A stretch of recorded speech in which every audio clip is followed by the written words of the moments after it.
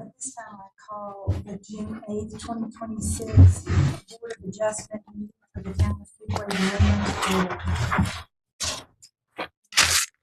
order. Tonight, everyone can please sing.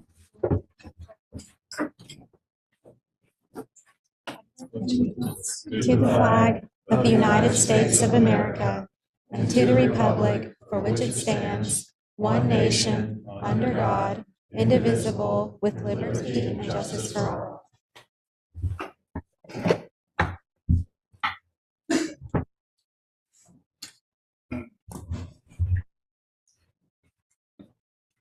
Quasi-judicial hearings are a time for petitioners to present justification for special use permits or variance requests, and for the members of the public to testify in support of or in opposition to these presented justifications.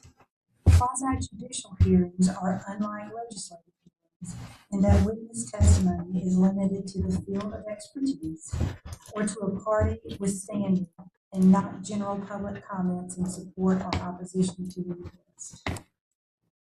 Any evidence presented tonight before the board will become the property of the town. Anyone wishing to address the board tonight will need to sign the public hearing signage sheet, complete an oath form at the podium, and be required to take an oath or affirmation issued by the deputy clerk. At this time, I would like to request all of those who are wanting to give testimony at tonight's public hearing portion of the meeting to please come forward in order to be sworn in by the deputy clerk.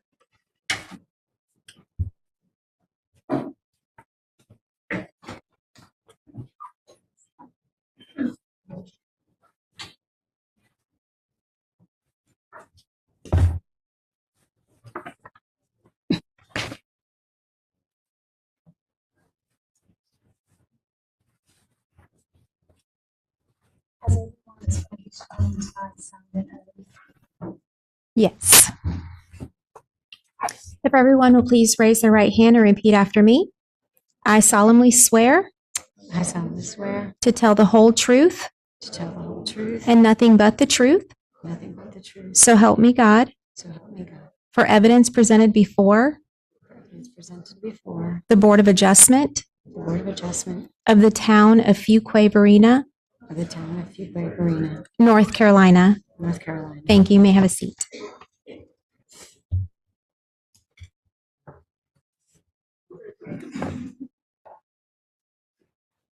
At this time, we're going to move into agenda item 2A, which is the approval of the minutes from the April 13th, 2026 Board of Adjustment meeting. The purpose of this agenda item is to consider approval of the minutes from the Board of Adjustment meeting on April 13th, 2026. Has everyone had a chance to review the minutes?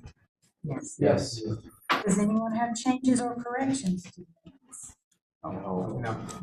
Do I have a motion to approve the April 15th, 2026 Board of Adjustment meetings? I'll make a motion to approve the April 13th, 2026 Board of Adjustment minutes meetings as presented. Do I have a second? All in favor, raise your right hand and say aye. Aye.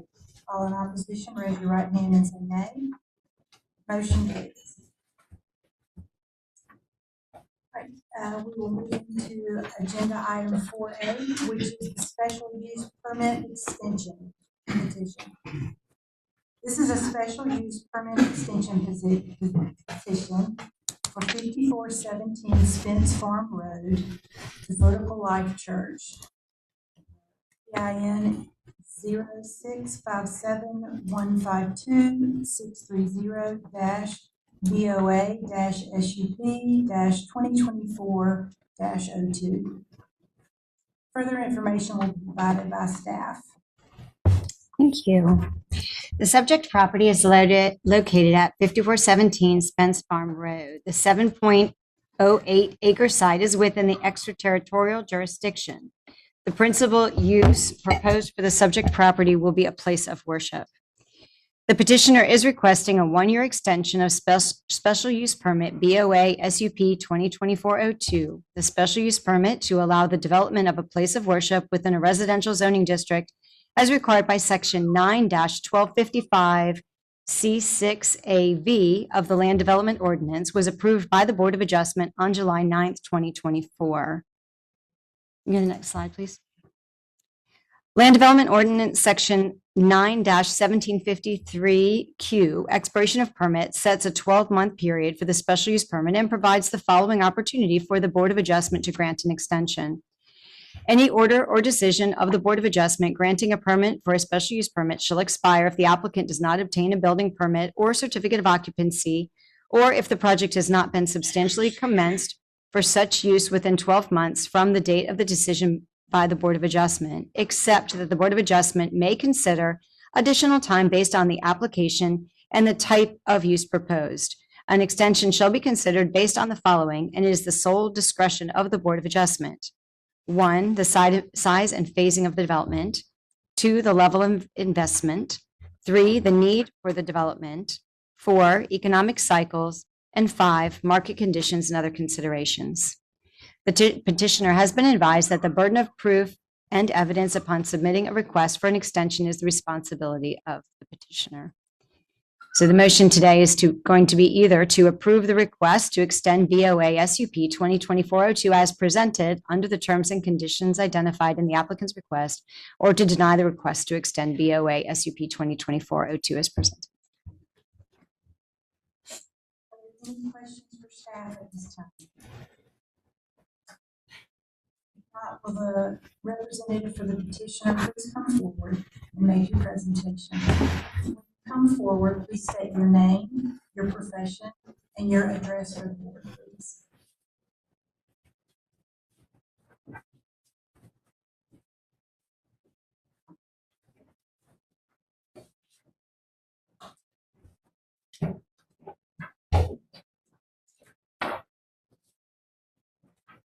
Good evening, ladies and gentlemen. My name is Nathaniel Parker. I'm an attorney at McKeeston Law Offices, 200 Town Village Drive, Cary, North Carolina. I am here representing Vertical Life Church. Beside me is Operations Pastor Nathaniel Brubaker of the church. We've also brought Donnie Adams, who is our civil insurance project. I understand it at this point, you need to hear the reading of the letter that we would like to offer into evidence for those 5 factors that have been identified. So it's one I'd like to ask the pastor to do that. Good evening. Dear Chair Tarter, on behalf of Vertical Life Church, I write pursuant to Land Development Ordinance 9-1753.Q to request an extension to BOA SCP 2024-02 with special use permit.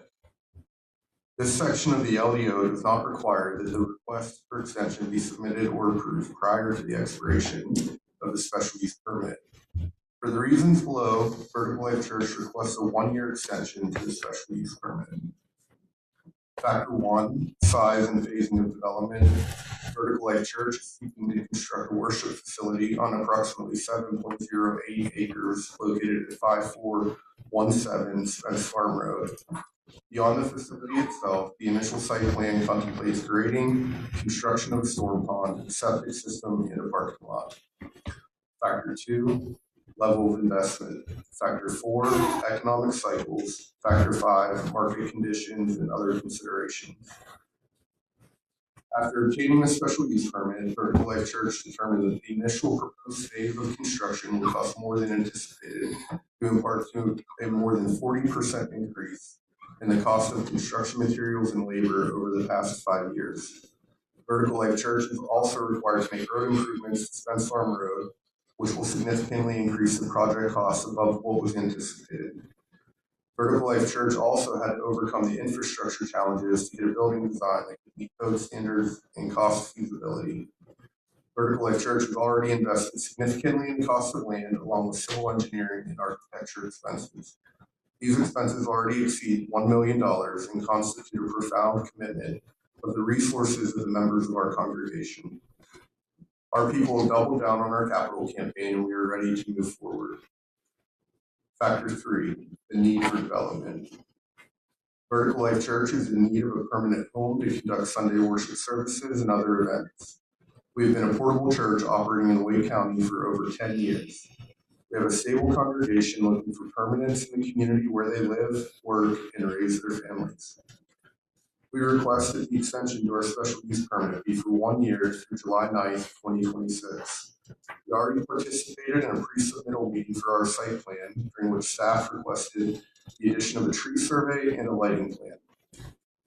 After obtaining these elements from an arborist and Duke Power, we will be able to submit our site plan application. We expect to be ready by July 9th, 2026. VLC thanks the Board of Adjustments for its consideration of this extension request and for your service to our community. Please feel free to contact me if you have any questions or desire to discuss. Sincerely, Nathaniel Brubaker, Pastor of Growth Operations, Vertical Life Church. A couple updates for our letter since we submitted it. We mentioned that we were going to work with Duke Power, but we didn't timeline with them, and so we hired a private MEP consultant to complete the lighting plan, which is completed.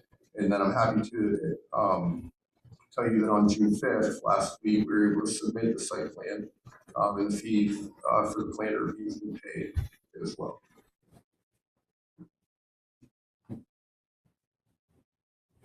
Any questions for this witness? So you said that you'll be ready on July 9th. Is that ready to start construction? No, for the next stage, as I understand it, is site plan submittal Okay. and the special use permit process. And so at the time of the letter, we were making sure we could complete everything with the civil engineers. So we were able to get it done before July 9th and have it submitted. How many congregants do you have? We have our average Sunday attendance is about 320 adults and 130 children. Has the plan for the structure changed? I'm trying to play back through my mind the timing of last year. You know, originally when the overarching plan of the total number of seats, parking spots, none of that has changed. The building footprint has not changed. The design, which is actually pretty cool and more favorable to the community for more outdoor space that can serve the community, has changed in order to meet fire code restrictions. And so we went from a singular building design to a 3-building design with multiple floors. This is your second extension. No, sir, this is our first Extension.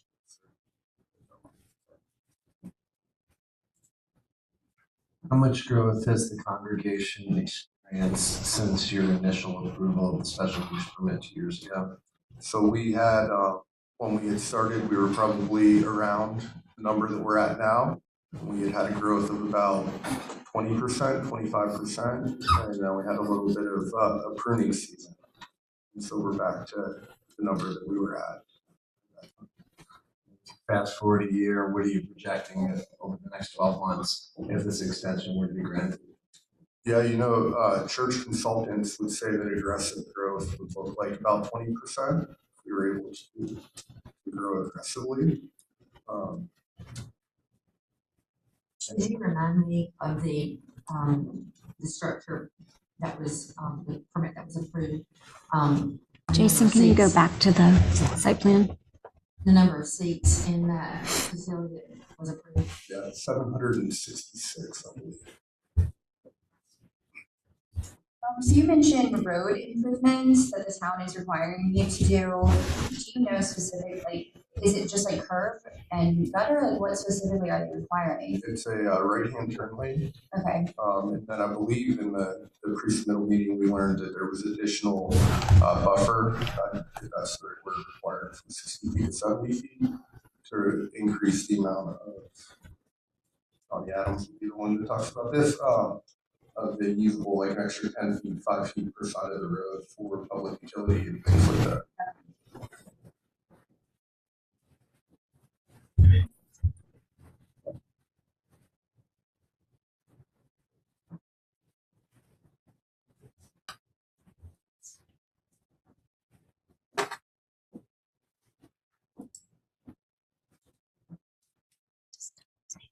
What days of the week, beyond certainly Sundays, are you typically having normally scheduled services or activities at the church, Monday through Friday? Yeah, so our rhythms at the church, we do a Sunday morning service.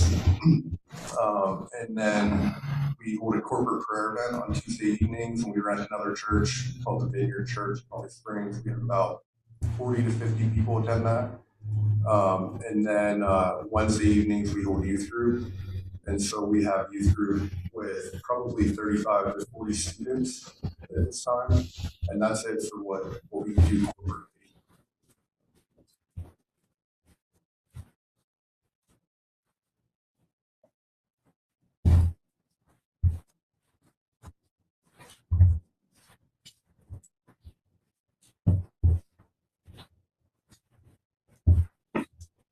Use staff or congregants as traffic control for considerations for parking and in and out of the facility to have it flow and be done in a safe manner? Ironic, currently we don't, but we're actually over the summer working as a staff on a project to increase our greeting and experience in the parking lot, and working on putting together a parking lot team where we're meeting at the high school right now.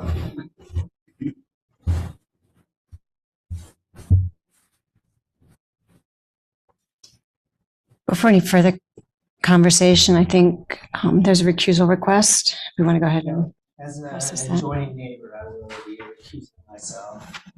So We need to vote on that, right? You wanted to get a motion Yeah. to recuse. If someone can make a motion to recuse Douglas, we need to vote on that, get it on the record. Chris. Okay. Oh, sorry, Chris, I'm sorry. That's okay. I'll make a motion to recuse Chris from the.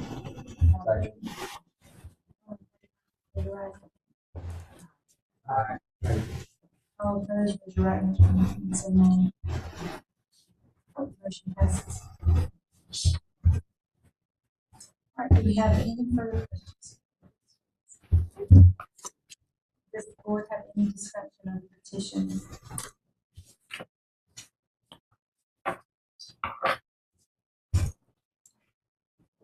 No.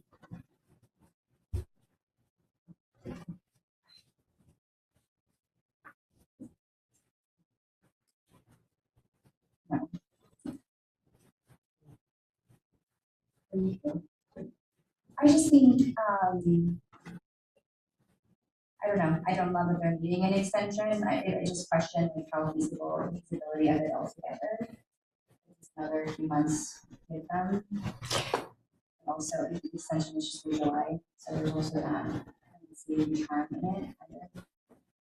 Can I offer clarification on the extension? So with an SUP, what that 12 months is to do the next step. So depending on what that is, the next step in this sense, because it's a new development, is the submittal of the site plan. So they submitted it Friday. It's already submitted. Right. So at this point in time, we couldn't approve the site plan until this extension is approved. But in a sense, they, on Friday, met the next commitment for this. So and that's why they're requesting retroactively, right, the 1-year extension from July 9th, 2025 to July 9th, 2026. Because it's ready, it's done. The petitioner has been advised of the burden of proof and the evidence upon submitting such application. It's the responsibility of the petitioner. At this time, do I have a motion for a special use permit extension petition BOA SUP 2024-02? I make a motion to approve the request to extend BOA SUP 2024-02 as presented under the terms and conditions identified in the applicant's request. Second. All in favor, raise your right hand and say aye. Aye. All opposed, raise your right hand and say nay. Motion carries.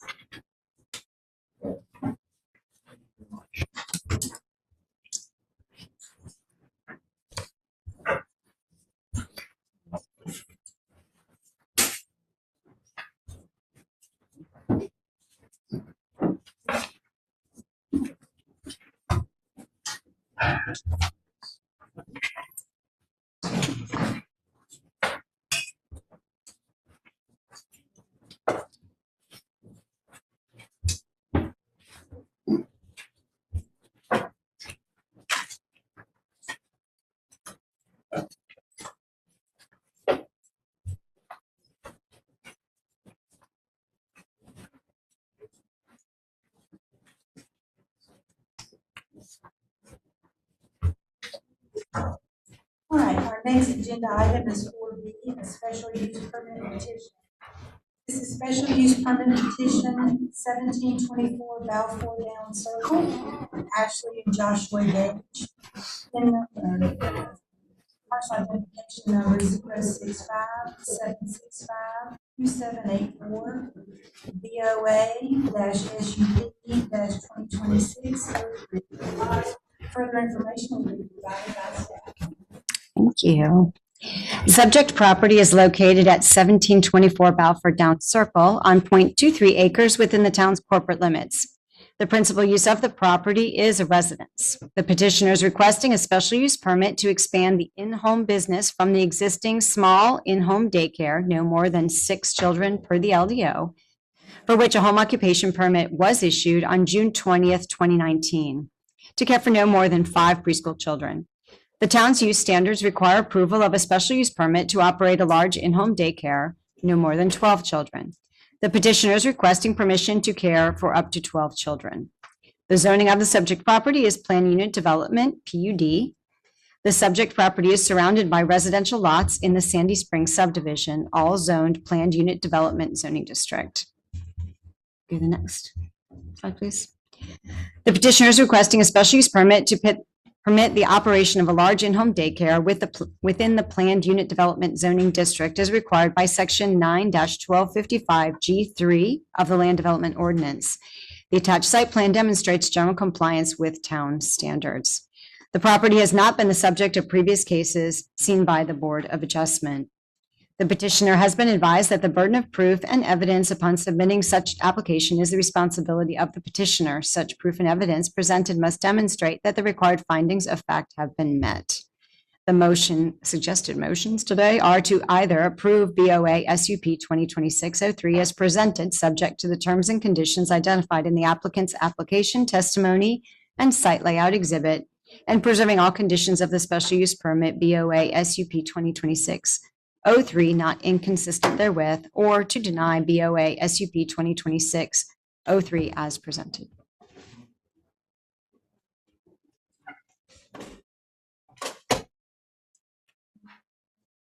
Any questions? That's it. If not, then will the representative please come up? Jason, can you go back one? Please come up to make your presentation. When you come forward, please state your name, your profession, and your address for the board, please. Hello, my name is Ashley Gage. I'm a child care provider. My address is 1724 Balfour Down Circle.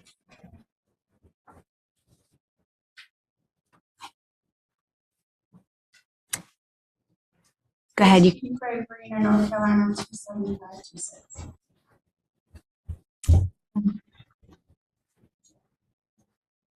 Yes. For the finding 1, the proposed use will not materially endanger public health or safety. The petitioner currently operates a licensed home child care provider at this residence and has been in operation since 2012. I had another home in Fuquay-Varina before that. The child care provides with Apple and North Carolina child care licensing requirements and local regulations, safety procedures, supervision standards, and designated child care areas are in place to ensure the well-being of all children in care. Finding 2, the proposed use meets all required conditions and specifications under the town's land development ordinance. The child care operates an existing residential structure and complies with zoning standards, occupancy limits, and applicable state child care regulations. No structural expansions or commercial alterations are proposed. The continued operation of the home-based child care will not substantially injure the value of adjoining properties. The use maintains the residential character of the neighborhood.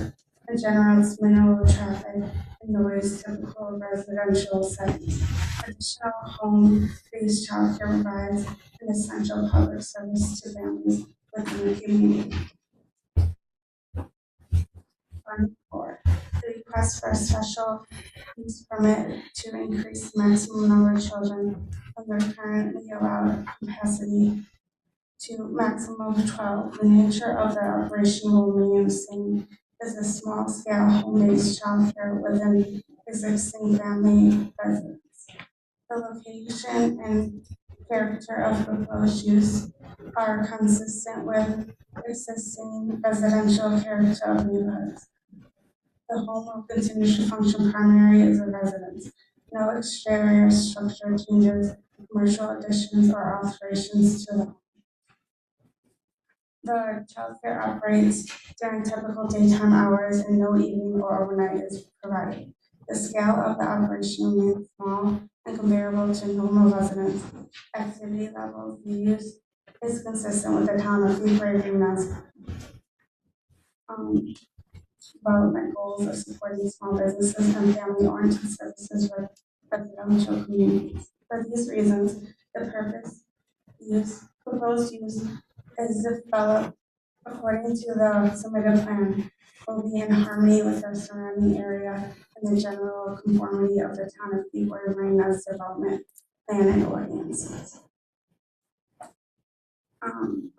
Access to the property is provided by existing residential street design to accommodate normal neighborhood traffic. The property has an existing driveway that is sufficient to accommodate temporary drop-off and pickup activity without obstructing traffic flow or adjacent properties. Drop-off and pickup times are staggered to minimize congestion. Parents are instructed to use the driveway. Parking and loading areas. All drop-off and pickup activity will occur within existing residential. The service entrance areas, no commercial service areas or dumpsters are required. All waste generated by the child care is managed through standard residential trash collection services.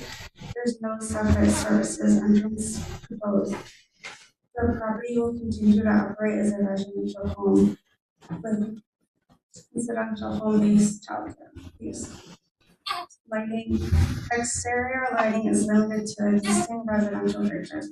All lighting is downward directed and designed to prevent glare into neighborhood properties or public streets. No additional exterior lighting is proposed. The use will not create light pollution or negatively impact traffic safety. Utilities. The property is served by existing residential utilities, including public water, sewer, and electricity. These services are currently adequate to support the existing licensed childcare and are sufficient to support the requested increase to a maximum of 12 children.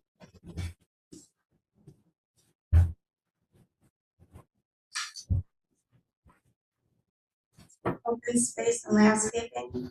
The property will continue to use primaries of residential home with existing yard areas. No changes to the open space landscaping or tree covers proposed.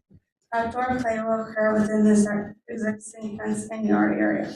Existing trees and natural features will be preserved. No land disruption, grading, or additional impervious services are proposed. Environmental protection.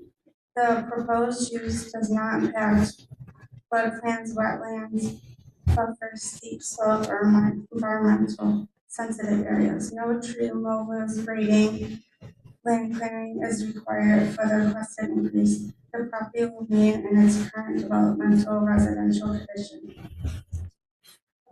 Adjacent properties. The petition has been operating licensed childcare at this location without documented complaints, violations, or adverse impact on the neighbors.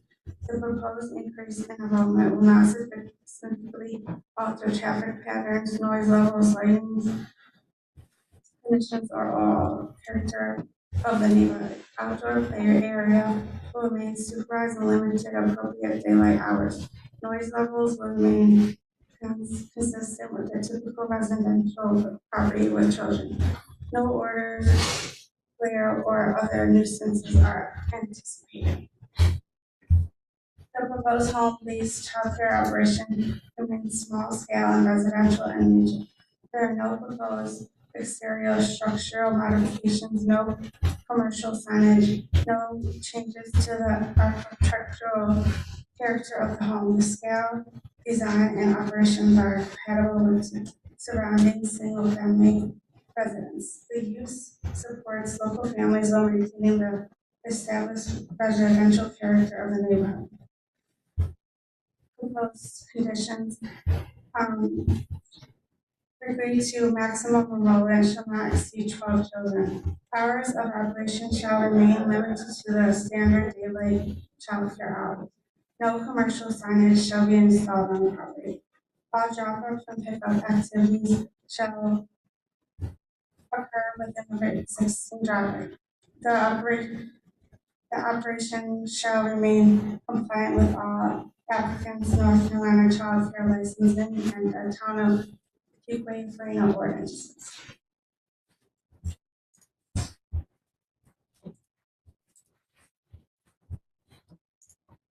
Are there any questions for this witness? I have a question. You said you had a daycare since 2012. How long have you had it in the current location that it's in? 2019. 2019. I got a question. Questions. How long does drop off typically take, and what are the average times in the morning and the afternoon? Just a few minutes. They start at 7 a.m. and they get picked up by 5:30 in the morning, or 5:30 in the afternoon. Stay. Are there any children that are being dropped off together? Yes. Okay, so that could limit the. Yeah. So you have a maximum.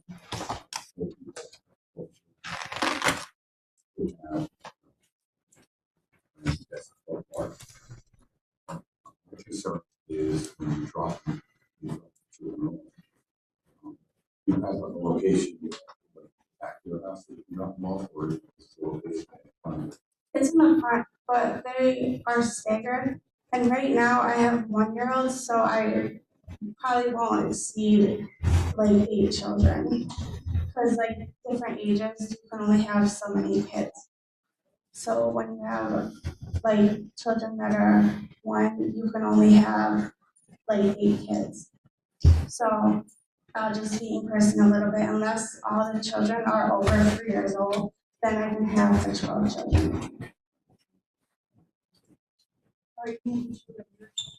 Yeah, I have 2 school-age children. So you really only have 6. Yeah. Do you expect to hire more staff? No. No. Do you currently have staff? No.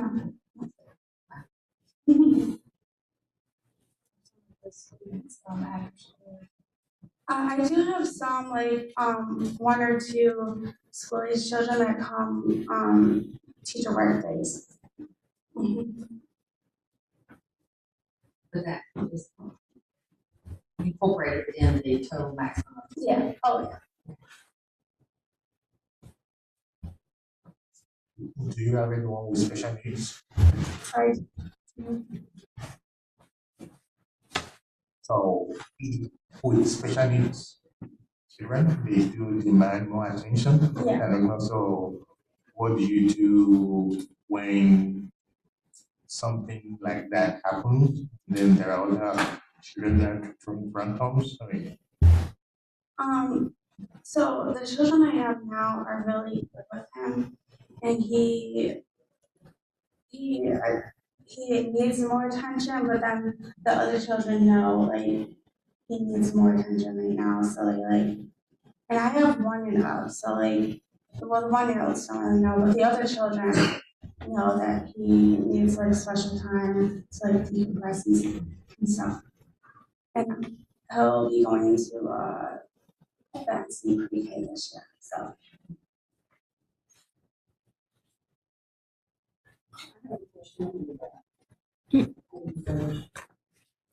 I'm sorry that this is the board asking questions of the witness right now.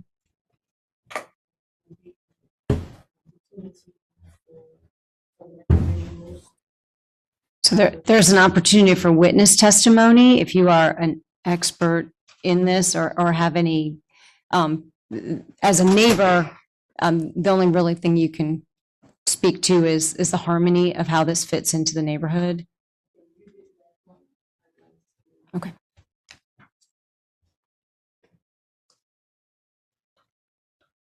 I just want to reiterate that. So in the last 7 years, since you had this daycare in your current location, you have complied with the homeowners association. You've had no complaints, and no issues, right? I saw that you have a meeting and nobody attended. Yeah.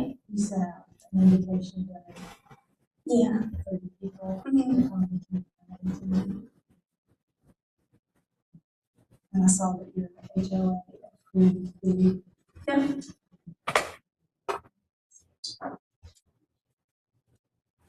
further questions? At this time, I would like to open the public hearing. I would also like to request that when the clerk calls your name, would you please come to the podium and state your name, address, and if you are either in favor or in opposition to the petition, so that it is on the record. So Ashley, you can step down. Is there anyone who signed up? We do not have any other person that signed up, but I know if you want to come forward, if you would. Yeah.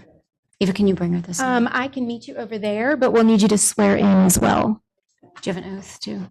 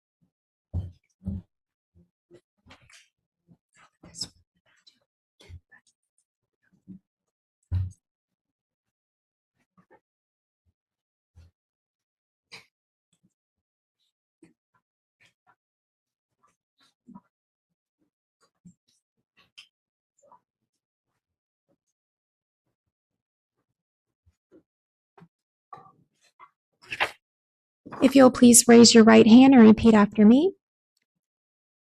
I, in your name, solemnly swear to tell the whole truth and nothing but the truth. So help me God. For evidence presented before the Board of Adjustment of the town of Fuquay-Varina, North Carolina. Thank you. You may have a seat and begin.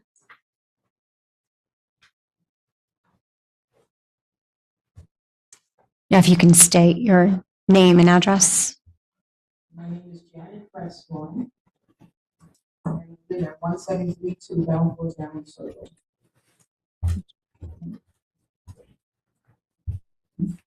I am not here to approve or have anything to say that does not having this opportunity to be board.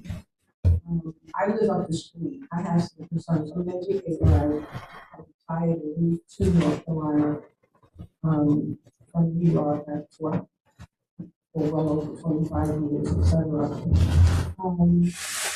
I do have some concerns because there is a lot of traffic at certain times on this street.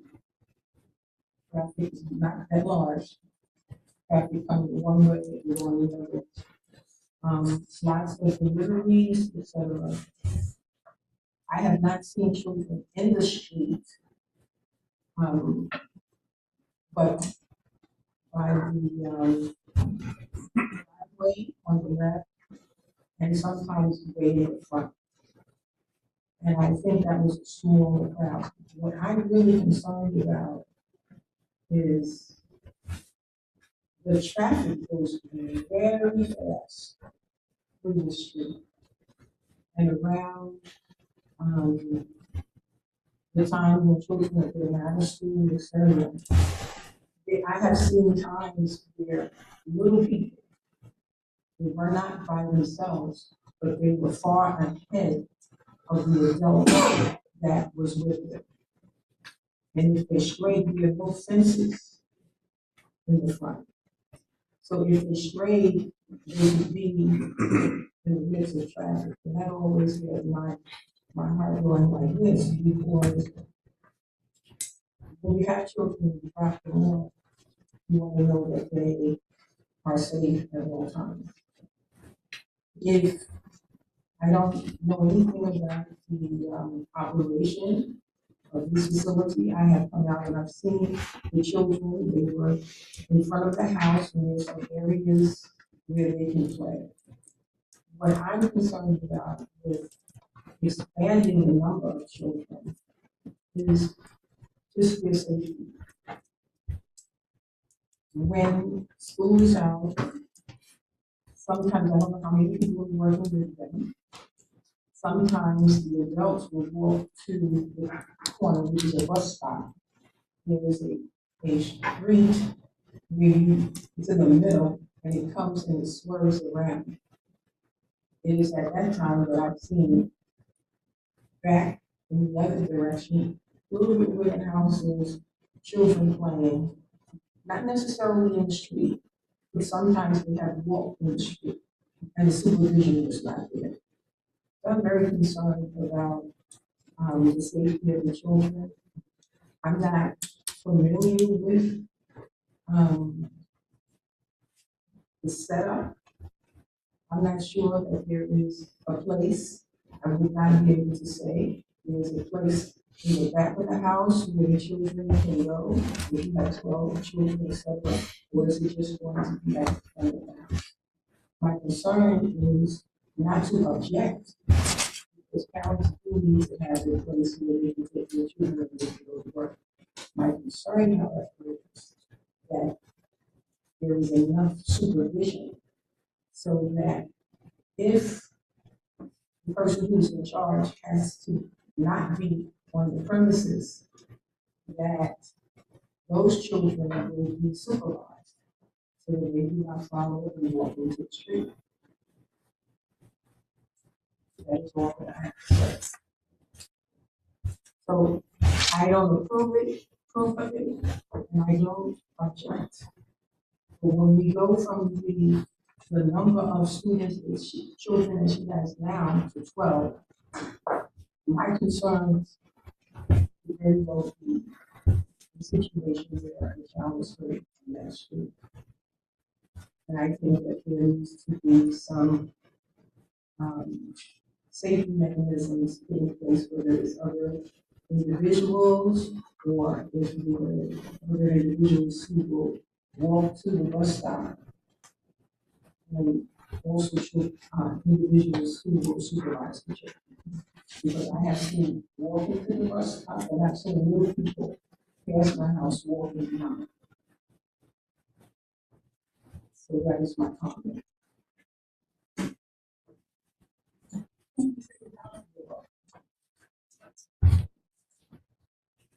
Is there anyone else who would like to say something? We do not have anyone else signed up. At this time, we're going to going to close the public hearing and the board will go into discussion. Does the board have any discussion on the petition? One comment. Looks like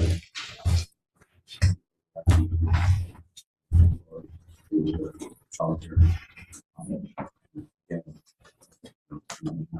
number of students. I think she's got that. 2019. Actually not correct, in 2012, it's already there. Oh, But that the house. current Oh, residents, that. the current residents in 2000. The other thing is, what carries the weight with me was the HOA, did not, disapprove of what she was doing. And nobody came to her meeting Nobody can prove it. to voice their opinion prior. HOA, like where I live, the HOA, they don't even like different colored Christmas lights. They come after forever. So this is something that they did approve. So I'm not disapproving. So I'm in favor of this. And I would say the need is there. I had small children, knows finding daycare right now, challenging battle. So someone's capable and willing to do this.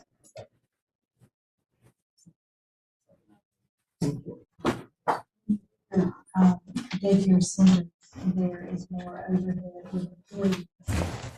Smaller home daycare, there's not employees, so there's less overhead, and the cost can be lower for those folks who are sending mortgage payments equal to their daycare payments. So, I appreciate your concerns, but I think if there had been, it wasn't clear whether they were children that were under Ms. Gage's care. And it wasn't, clear whether or not just that they were under Ms. Gage's care at the time. Could have been family. Correct. Right. Correct. and also her comments were not really related to the harmony. No. So we were, I listened for that. So we would like to make motions on each of the findings now. Finding of fact number 1, the proposed use or development will or will not materially endanger the public health or safety if located where proposed and developed according to the plan as submitted.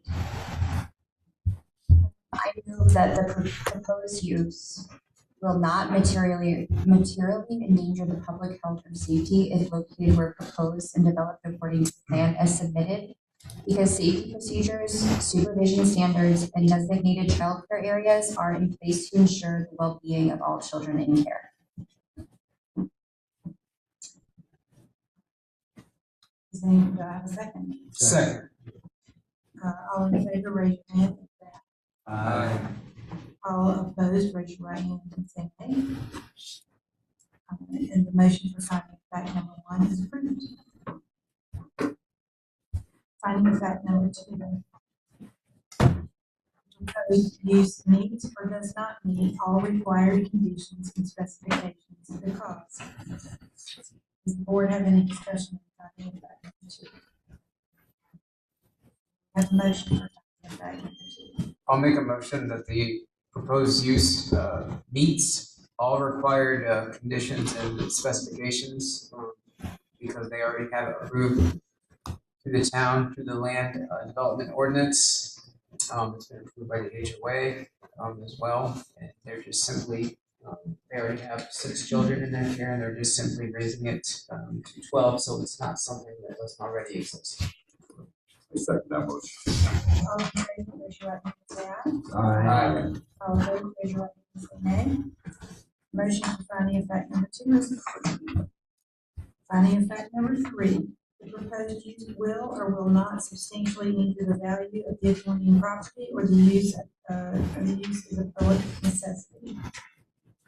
I have a motion that the proposed use will not substantially injure the value of the adjoining property or the use in a public necessity. It has been established for 7 years now in its current location, and with no complaints, no inquiries. She's continuing to do business on the same level with just potential for up to 12 children. So I find Second. All in favor? Aye. All opposed, say nay.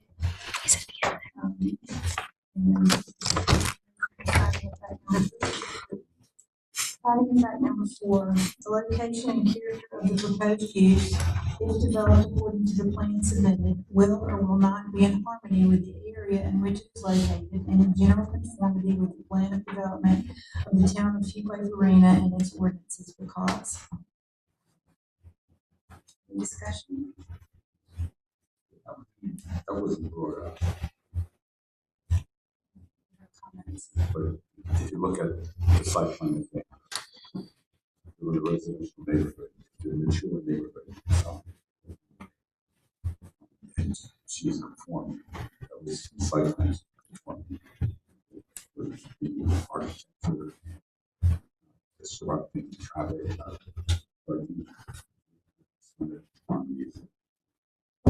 Its primary function is still going to be a residence, which is what the neighborhood is. Do I have a motion? make a motion that will be in harmony. I second. All in favor, say aye. Aye. All opposed, say nay. Finding of fact number 4. The petitioner has been advised that the burden of proof and evidence upon submitting such application is responsible of the petitioner. Such proof and evidence presented must demonstrate that the required findings of fact have been met. At this time, do I have a motion for the special use permit BOA SUP 2026-03? I make a motion to approve the BOA SUP 2026-03 as presented, subject to the terms and conditions identified within the applicant's application, testimony, and site layout exhibit, and preserving all conditions of the special use permit BOA SUP 2026-03 not inconsistent therewith. Do I have a second? Second. All in favor, say aye. Aye. All opposed, say nay. Motion to approve the BOA SUP 2026-03 passes.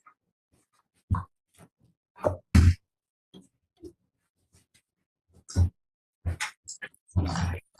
Now we'll move on to agenda item 4C, which is a variance permit petition. Variance petition BOA VAR 2026-01 involves 1212 Holland Road. It's parcel identification number 0666725652, Duke Energy Progress LLC. Further information will be provided by staff. Thank you. The subject property is located at 1212 Holland Road on a 4.56 acre lot within the town's extraterritorial jurisdiction. The zoning of the subject property is heavy industrial. Surrounding properties to the north, south, east, and west are located in the residential agricultural zoning district. The petitioner is Duke Energy Progress LLC, requesting a variance to, can you go to the next slide? Permit a reduction of the required 150-foot minimum setback to between the fencing surrounding the electrical substation and the property line of adjacent residential parcels. 2, permit a reduction of the 100-foot minimum front setback for the heavy industrial zoning district. And 3, if you can go to the next slide, permit a reduction in the required landscape buffers. The petitioner submitted submitted exhibit identifies their proposed setbacks and proposed landscaping. The petitioners also submitted a special use permit request to expand and rebuild the electrical substation. Per LDO 9-1254, electrical substations are allowed in the heavy industrial zoning district with a special use permit.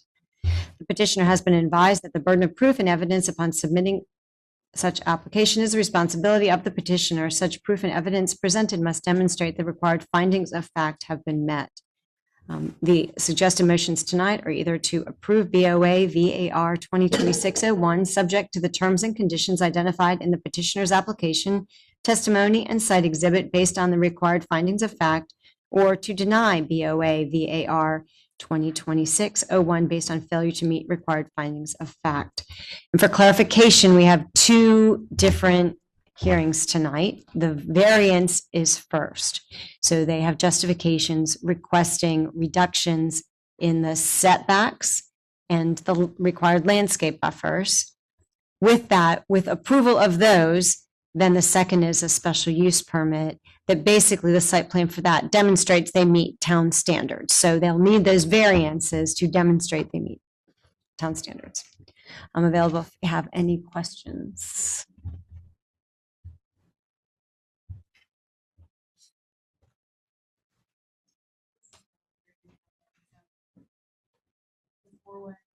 It's right near the donkeys. And just for the record, the current existing substation does not meet majority of setbacks. And there are no buffers because it predates our buffer standards. So it's grandfathered. So for this expansion, the goal would be to get as much of it in compliance as possible. So they have done the very best, and we are now, the variance is requesting is those things where they just can't meet those standards. That's a big switching area. Mm-hmm. And there is literally nothing next to it. It was just open lane. Yes, there is. You can see a house next to Right it next to them. in the picture. Correct. There's houses I've beside. been there 34 years next to Let me restate that. It's not in the middle of the development. I live right at the street from there. So, I live in Carolina Garden State, it's way under home. But that switching area, I go by that every day. I don't see a problem. So when I hear testimony or any witnesses, you just want to go along with it? No. We're just getting started. Are there any more questions? At this time, I'd like to open the public hearing. I would also like to request that when the clerk calls your name, please come forward to the podium and state your name and address. And if you are either in favor or in opposition of the petition, so that it's on the record. Has anyone signed up to speak either in favor or opposition to the petition? Yes, Petitioner first, right? yes, the petitioner first, and that is Ms. Kraut.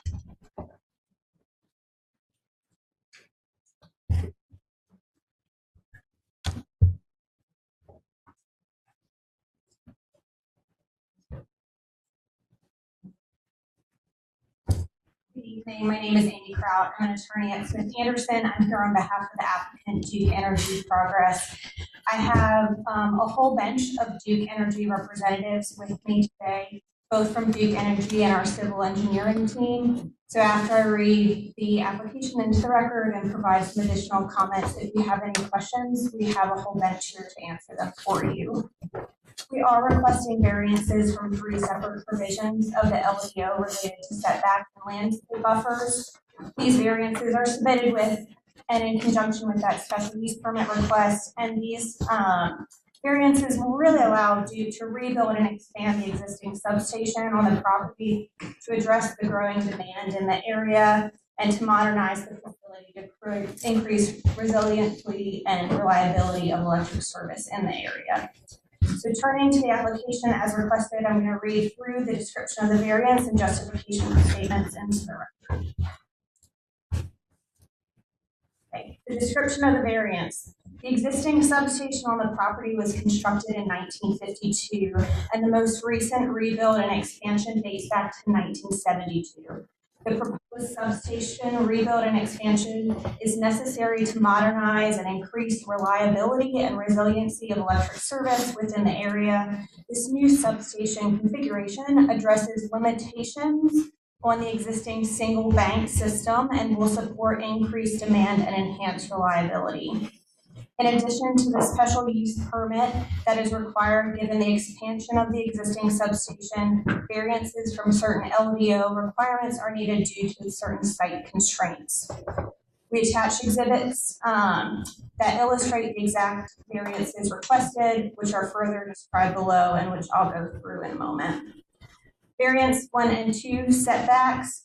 LDO section 9, 1255Z 6A little I. The petitioner is requesting a variance from the 150-foot minimum setback between the fencing surrounding the electrical substation and the property line of adjacent residential zoning districts, and as more particularly described below and shown on the proposed building setback exhibit. Setback variance from LEO 9-1300, the table of dimensions and standards. The petitioner is requesting a variance from the 100-foot minimum front setback for the heavy industrial zoning district, and as more particularly described below and shown on the proposed building setback exhibit.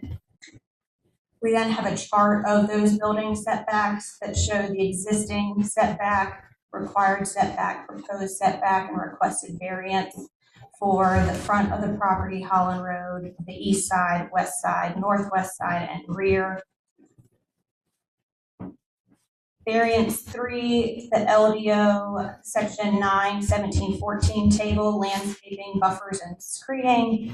The petitioner is requesting the following variances from the required buffers for the proposed land use class 6, as more particularly described below and shown on the proposed landscape buffer exhibit. There's a chart in the application that shows exactly what those are for the front of Holland Road. There's also a front along Fuquay. There's the east side, west side, northwest side, and rear. I'll kind of walk through those through the exhibit. I think that's a little bit easier than reading all those into the record. In terms of the statement of justification, finding number 1, unnecessary hardship would result from the strict application of the ordinance because the substation rebuild and expansion is necessary to modernize and increase reliability and resiliency of electrical service within the service area. This new substation configuration addresses the limitations of the existing single bank system to address increased demand and enhanced reliability. The proposed final design reduces the size of a typical 2-bank system electrical substation to assist meeting the LDO standards to the extent practicable, while still meeting industry standards and maintaining overall safety of the site. Strict application of the setback and buffer requirements would result in unnecessary hardship by preventing the redevelopment and expansion of the proposed substation, which would further result in the petitioner being limited in its ability to address demand and increase reliability and resilience of electrical service within the area. As shown on the exhibits, the required setbacks and landscape buffers severely limit buildable area and would not even accommodate the size of the existing substation on the property. The guidance for danger tree clearing and plantings at substations recommends 100 feet of no trees and shrubs from the substation fence line where possible. Due to the smaller size of the parcel, the proposed design deviates from this guideline to provide as much screening as practical. This includes both trees and shrubs within the 100-foot typical no tree zone around the substation fence. Even with these deviations, the requested variances are still needed to help avoid planting trees within the danger tree zones, within areas with overhead electric lines, and within approximately 25 to 30 feet of the substation fence to help minimize outages that could be caused by falling limbs or by animals entering the substation, as trees typically encourage wildlife presence such as squirrels, rodents, and snakes, which have been known to cause power outages in substations. Finding number 2, the hardship results from conditions that are peculiar to the property, such as location, size, or topography, because The existing substation on the property was constructed in 1952 and expanded in 1972, well before the town adopted the LDO and current development restrictions related to electrical substations. This is reflected in the fact that the property was zoned heavy industrial in an area otherwise surrounded by residentially zoned parcels. The property size and existing transmission lines prevent the petitioner from expanding the existing substation in a manner that meets current industry standards, addresses services demands, and complies with substantial setbacks and buffering requirements of the heavy industrial district and electrical substation use requirements. As noted above, given the property's size, the required setbacks and landscape buffer render this necessary upgrade and expansion impossible. The property's existing transmission lines further limit the developable area and ability to safely plant certain landscaping. As such, the hardship clearly results from conditions peculiar to the property. Finding number 3. The hardship did not result from actions taken by the applicant or the property owner because, as noted above, the property has been used as an electrical substation for over 70 years. The existing substation needs to be rebuilt and expanded to meet demand and modernize equipment. The existing use, along with the site constraints noted in findings 1 and number 2, demonstrate the hardship is not the result of any actions taken by the applicant, property owner, Duke Energy Progress. Moreover, the proposed substation has been designed to meet all of the LDO except for the requested variances to the setback and buffer requirements. Where the proposed substation cannot meet the requirements, the applicant has designed the substation to minimize the impact on the surrounding properties by locating the facility on the site to maximize separation from adjacent land uses and providing perimeter buffers to the greatest extent practical. Finding number 4, the requested variance is consistent with the spirit, purpose, and intent of the ordinance, such that public safety is secured and substantial justice is achieved because the requested variances to the setback and buffer requirements are consistent with the spirit, purpose, and intent of the ordinance. The proposed electrical substation is not a new use on the property. It is a rebuild and expansion of an existing electrical substation facility that has been on the property for many decades. Even with the requested variances, the substation facility is located to maximize separation from off-site land uses and protect the public safety. Overall, the requested variances will allow the rebuild and expansion, which secures the public safety and achieves substantial justice by allowing for the development of a modern utility facility, which will increase the availability of reliable electric service for the community and will allow utility service to be restored more quickly during times of emergency or natural disaster. The requested variances are in harmony with the site's existing use as an electrical substation by balancing the need for perimeter buffers and landscaping while still maintaining industry standard NEC and OSHA standards, clearances for safety, operation, and maintenance. The requested variances will maintain the design, convenience, and character of the use while not negatively impacting the site's operational characteristics or relationship to adjacent properties. Moreover, the proposed adjustment remains consistent with the surrounding land uses and established development patterns. The buffer provided by the proposed projects adds screening in a location on the site where it currently does not exist due to the age of the existing substation, thereby enhancing compatibility and consistency with the spirit, purpose, and intent of the ordinance. The other statements of justification: 1, circulation, number and location of access points and proposed structures, safety and convenience for automotive, bicycle, and pedestrian movement, traffic flow and control, and public safety access and movement. The substation is not open to the public or pedestrians. The substation will be accessed for maintenance by the 2 driveways along Holland Road. 2, parking and loading, location and required number of off-street parking and loading areas. The proposed electrical substation rebuild will not require any permanent Regular on-site personnel, therefore off-street parking loading areas are not required. 3, service entrances and areas, locations of refuse and service areas. The proposed electrical substation rebuild will not require permanent, regular, or on-site personnel, therefore service areas and dumpsters are not required.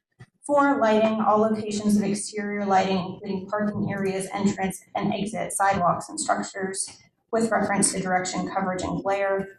All proposed lighting will be installed within the substation fence. Light levels will be at or below 0.5-foot candles at adjacent residential property lines. Proposed lighting fixtures will utilize reflector shields to reduce glare on adjacent properties and avoid negatively impacting traffic safety along Holland Road and adjacent properties. 5, utilities. Location, size, capacity, and availability of utilities. The proposed electrical substation rebuild will not require permanent regular on-site personnel. Therefore, utilities, including public water and sewer, are not required.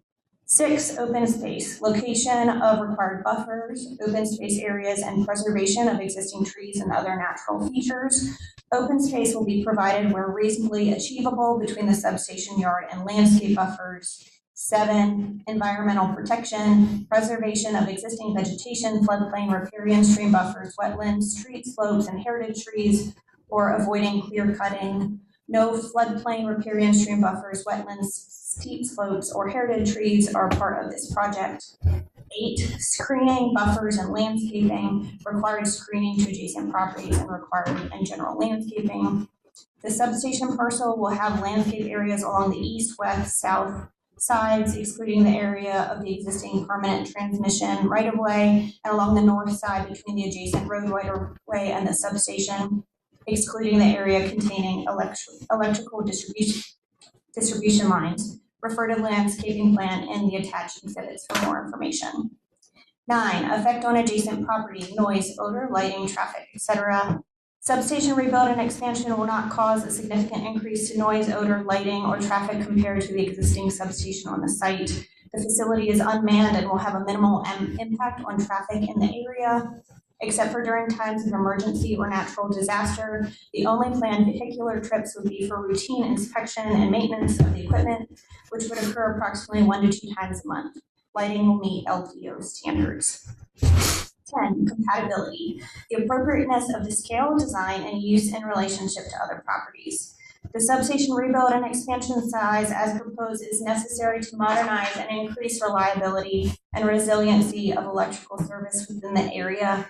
This new substation configuration addresses limitations of the existing single bank system to address increased demand and reliability. That concludes the reading of our written application materials. I would like to turn to some of the exhibits that we submitted in the application because I think they demonstrate what these variances are going to look like on the property. If we could start off with a setback exhibit. Go back. And was the first sheet in there as well? The existing conditions. Don't think if you go back one, it's just the staff map. Yes. The first sheet that is in your application packet basically shows the existing substation on the property and the current setbacks.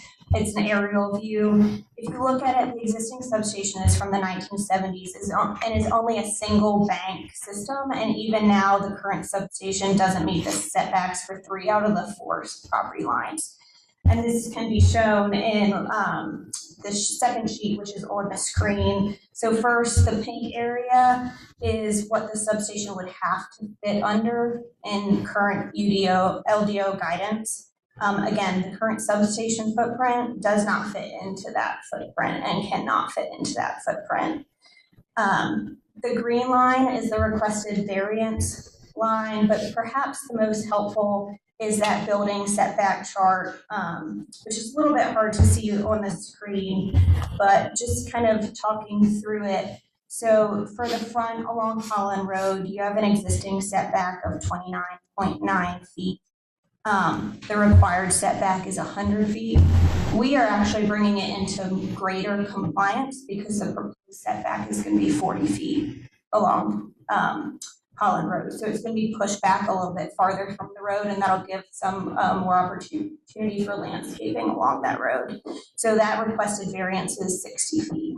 But again, bringing it into more compliance with current LDO standards.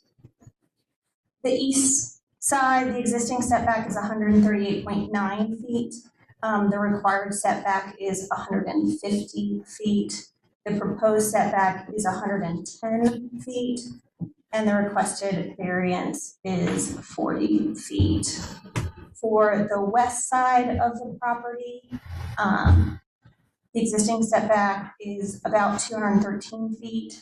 The required setback is 150 feet. The proposed setback is 70 feet. And the reason for that is we are doing, we're taking it from a single bank system to a 2-bank system. And the way that we're able to do that, which we'll talk a little bit more in the special use permit application, is we'll leave the existing single bank in operation during construction, build the second bank to the west of the current bank. And then once the second bank is online, we can then take down the existing bank and replace it with more modernized equipment. So that's one of the reasons why we're having to push towards the western side of the property, is because we have to leave that existing bank in there as we do our construction. The northwest side, that's kind of little corner that juts out there, the existing setback is about 157.7 feet. The required setback is 150 feet. The proposed setback is 50, so the requested variance there is 100 feet. And then the rear, the existing setback is 145 feet. The required setback is 150. The proposed is 95, and the requested variance is 55 feet. So because we are expanding, we obviously need a larger footprint. We are actually shrinking the size of our our typical standards for a 2-bank system while maintaining operational safety, allowing kind of crews to get in that substation in a manner that's safe, separating out equipment. So that's the reason for the size and the required setbacks. Regardless, under current UDO standards, we couldn't meet the existing setbacks, so variances would be required no matter what. If we turn to the landscaping plan, just kind of quickly walk through that. The first sheet with the exhibit that was submitted in your application that we don't have up here basically shows an aerial of the existing property. There is no vegetation currently on the property. There's no landscape buffering except some existing trees at that rear property line. But again, they're not going to be anywhere within the transmission lines kind of towards the center there. And then there's a 62.5-foot danger tree area on each side of the transmission lines. So in terms of landscaping, we are bringing this into much more compliance with UDO. We recognize that we're expanding. We want to minimize impact as much as possible. And we're giving as much as possible in terms of meeting LDO requirements, while still being able to provide for the needs of the community with this expansion. So if you look along the front of Holland Road, typically what you would be required is a 20-foot type C buffer. We are proposing a 10-foot type C adjusted buffer, so that requested variance is about 10 feet. And the kind of adjusted type C is we're not proposing any trees due to the distribution lines and the pole proximity that's going to be there. Throughout the application process, we actually revise the landscaping along the frontage of the road to provide more dense landscaping after staff and neighborhood feedback. So if you look at the landscape plan, those plantings are all evergreen and we space them further together. We also added some additional plantings in the northeastern corner, except where that pole is. There is a small corner of frontage for Foy Road. We are not requesting any variance from there. That's the kind of southeastern corner of the lot. For the east side, we are fully compliant with LDO requirements. So there's no variances requested there. The west side, we are, and that for the west side is the southern half of the west side. We are requesting a 23-foot variance. We are meeting the regular type A requirements. We're just shrinking that. And as you heard in the justification statements, a part of that is we try to keep landscape planting and vegetation farther away from the substation fence line. And it's kind of that western area, we get a little bit closer. So we've asked for reductions there. And the northwest portion, again, we've asked to drop it to 23 feet.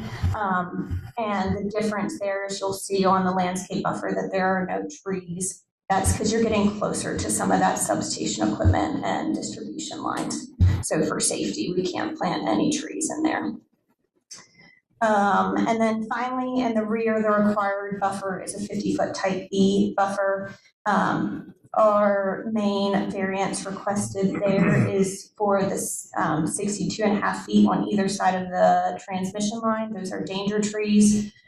We cannot plant typical trees there because we have to clear them per our standards, but instead of planting nothing, we've agreed to plant some shrubs and bushes that will grow to a maximum height that's lower and more acceptable to Duke Energy practices and standards in their danger tree areas.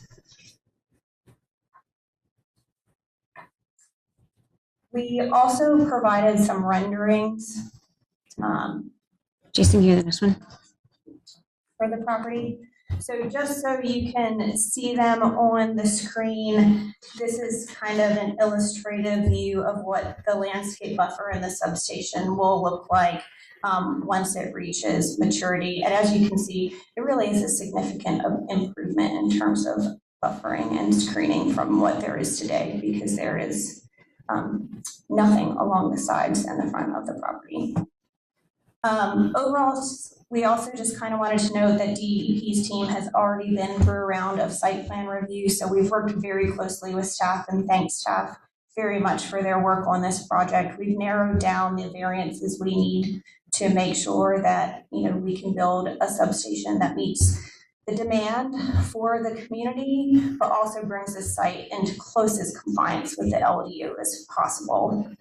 So overall, the variances allowing the substation are consistent with the spirit of the ordinance. We bring the site into better compliance and achieves substantial justice by allowing Duke to make much needed improvements to the substation that's from the 1970s and address capacity for the area. We do request that the application, including all supporting materials, be included for the record for this request. And we're happy to answer any questions that you would have.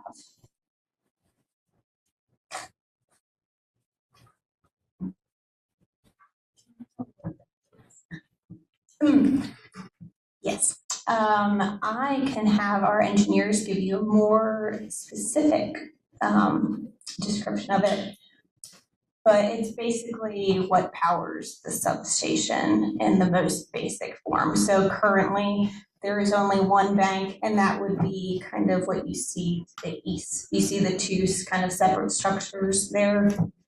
There's only one.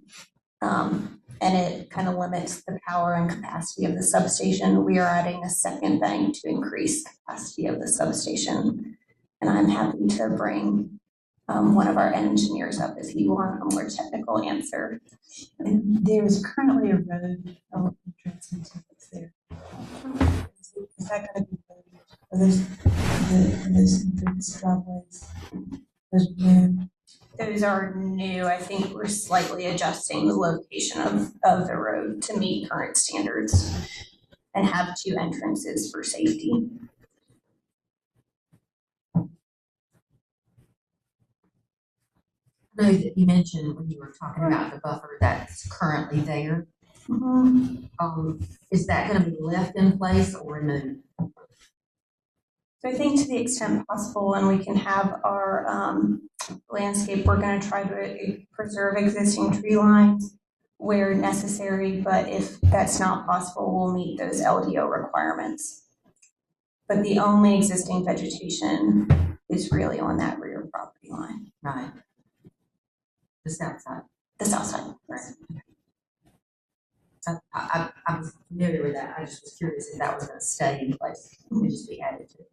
My understanding is that the danger tree area will likely be cleared, but that would happen anyway, regardless of kind of this rebuild and expansion. They go through and clear danger tree areas. So in this case, once they clear it, they'll comply with the new required plantings, and those will have to stay permanently because of the site plan. And will that all be gravel? Yes. The main substation area will be gravelled, yes.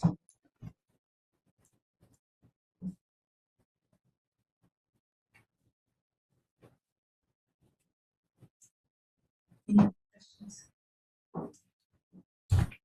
Made a statement about how this is important to the long-term stability of the community. Those are my words, in terms of the growth. Are you able to just provide a little bit of context as to what that might mean if this were not expanded? Sure. What type of community impact that would have?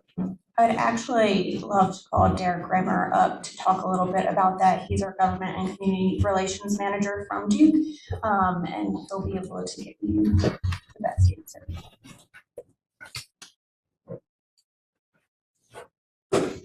Thank you. Good evening, Derek Kramer, District Manager, Government and Community Relations, Duke Energy, 411 Taylorville Street, Raleigh. Part of my job is evaluating growth patterns in towns and understanding how that growth will then impact demands for electrical infrastructure. Fuquay-Varina, as we well know, is growing very, very quickly. This particular area has an influx of new residential properties, commercial, new schools. In order to continue serving this area, this is a public necessity to continue serving this bank. The single bank that's in there is nearing capacity and quite honestly getting very close to emergency situations on high load days of getting really close to that capacity to where we would be able to serve the existing folks and demand in the area without an expansion here. It would severely limit any additional growth potential in this area. What mile area or radius does this station supply? So that's somewhat of a tricky question, and I can get a technical. We've got some technical engineers back there. Our grid is interconnected, and so it's not like this is serving one particular area. You can think of it in kind of a somewhat radial nature, standing out from that substation, but they all kind of tie in together. That also helps with the redundancy and resiliency. If something happens, we can kind of backfeed from other areas as well. Is Duke Power on that? Yes.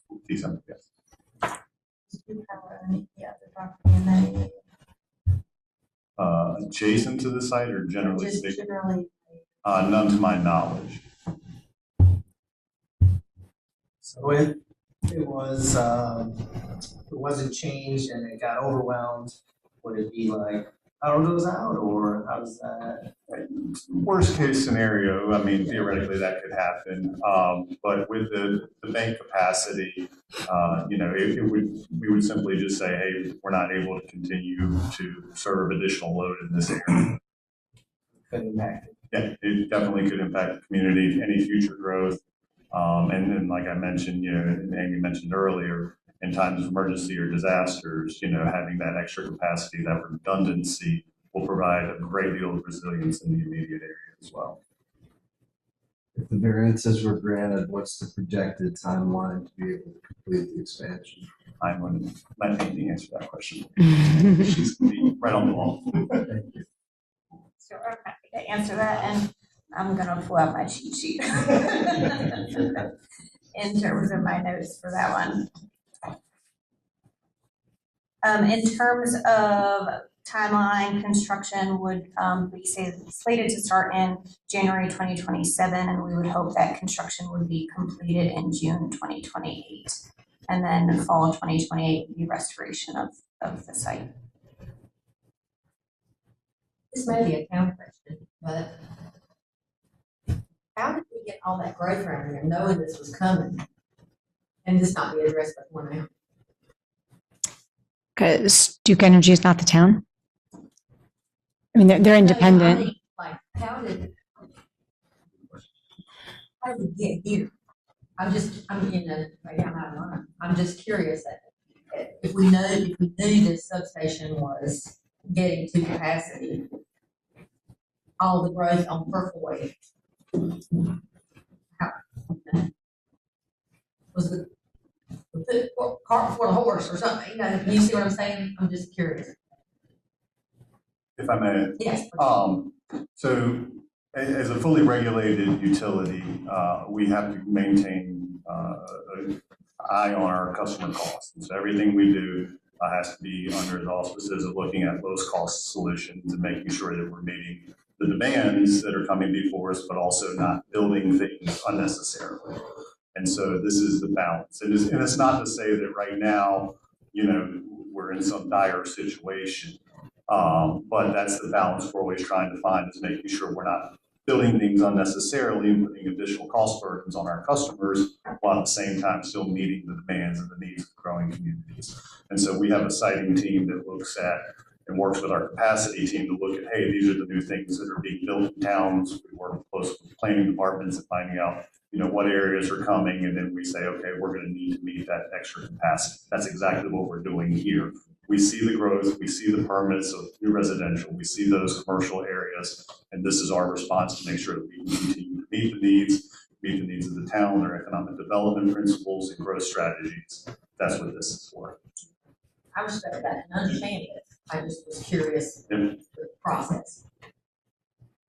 What will be how will it affect traffic in that area as a high traffic area?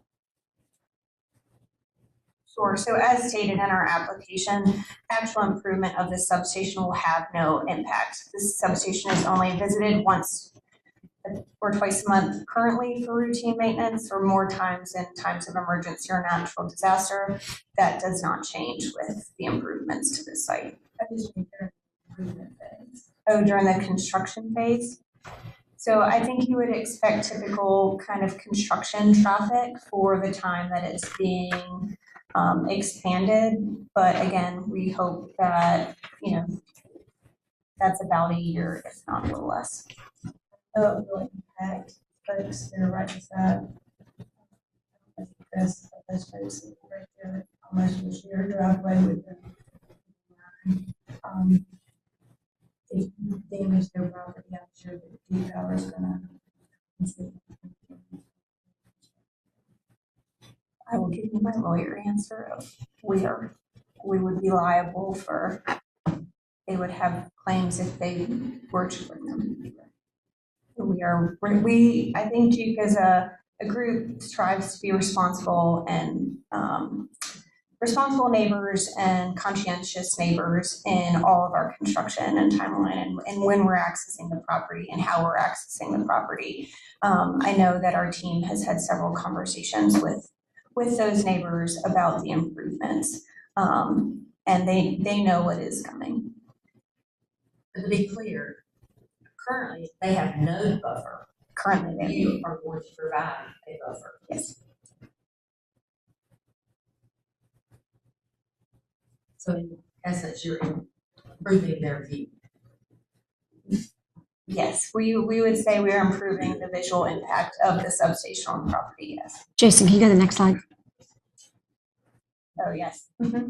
Thank you. So this is the view kind of going down Holland Road, toward to the substation. Right now, there is just kind of chain link fence. This is what the landscape buffer will look in about 5 to 7 years.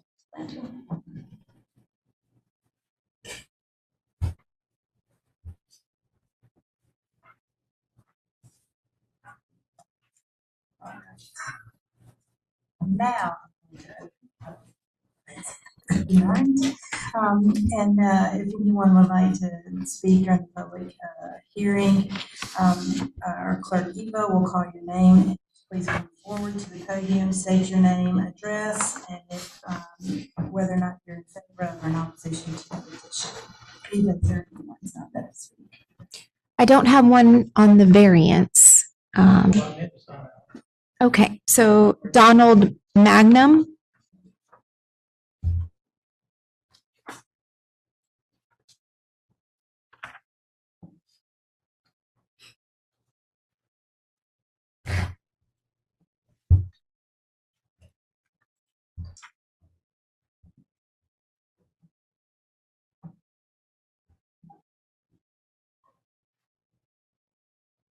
Good evening. I'm Donald Mangum. I reside at 902 Holland Road. I'm a farmer, and I own the business at 8304 Fuquay on the corner of Holland and Fuquay, directly adjacent to the substation. And I have a tree buffer between them, but they don't meet the requirements now because they're grandfathered. And they can even go less on what they can do up against the fence. And they would definitely affect my driveway on Holland Road when they do construction.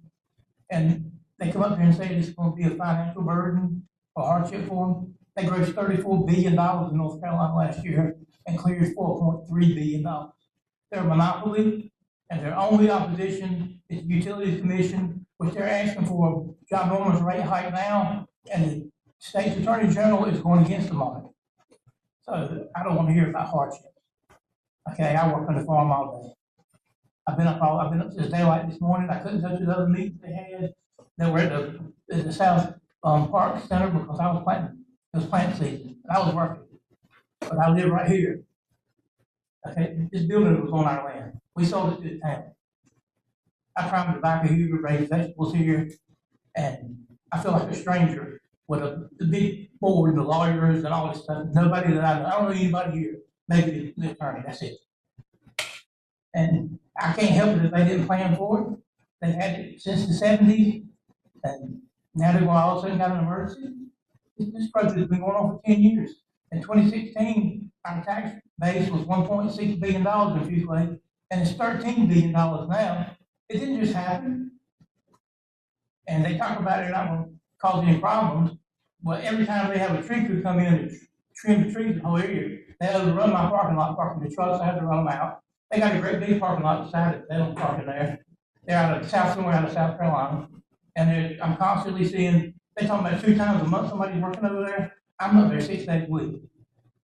Sometimes 7 if I got to check on my bar. And there's constantly people in and out of there working now.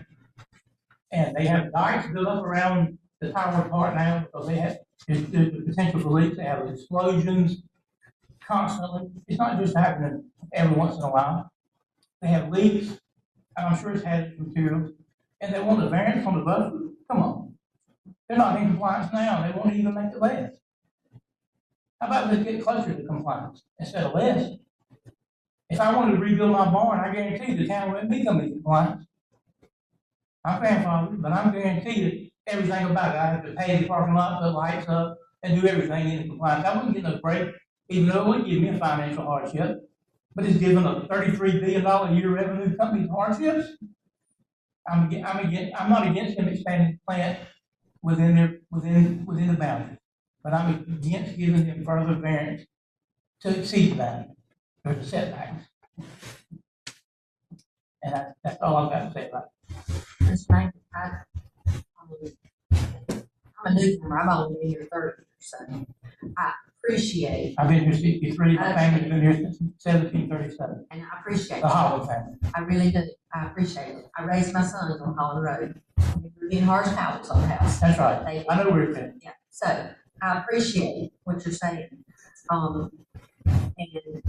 And I feel your plight. I feel like I'm having to fight in town, or in this case, Duke Energy, on something all the time. So I have a small business. Right. When you say it will affect your driveway, can you specifically tell me how it will affect your Well, all that construction, setbacks? all the construction equipment's going to be there. People coming in, my driveway is right there at it. Right, what you're saying during the construction phase. And then I don't know how it's going to affect that, but I'm sure they're going to do roadway expansions and all kinds of stuff like that.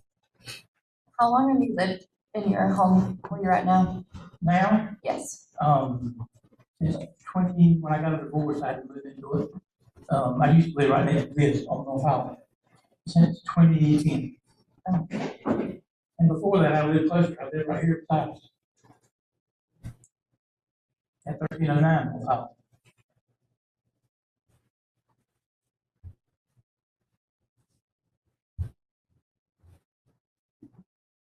I just noticed if I was going to want a variance with some on property, it would not be a place. Of course, I'm not worth $34 billion a year. It's the whole farm. What my grandfather did before me, my uncle before me, we're in a difficult position, I think, because I'm a farmer's daughter myself from Illinois, not from here. I'm a transplant, like a lot of us in this room. I'm a county girl, that's what I call myself. But you know, it's our jobs to look at the information that they present and what you present and decide. But I'm not against them kind of plan. I know they need it, okay, I know this area is crazy and they need it. But what I'm against is giving variance on the setbacks, and they claim they have a financial hardship, and they make $4.3 billion last year profit. That's not good. They don't have a financial hardship, they don't know what hardship is. And they want to raise the rates now. They got a monopoly is what it is. Can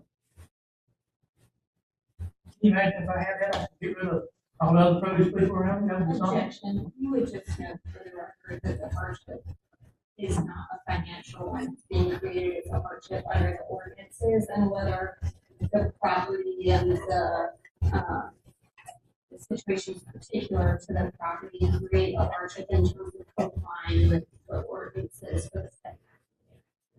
We respect. If you were to get closer to the setback instead of farther away, I'd be okay with that. I wouldn't be against it at all if you would get closer to the setback, if you get them farther and farther away. What I'm gonna just do is, I spent my mind, and if y'all vote for it, then according to my attorney, who's also kin to me, Ned Mangum, then we'll just take it to court. This is quasi judicial, and that's the next step. I've already spoken to him. He doesn't need to retire, Chief Judge of Wake County. He's a practicing attorney.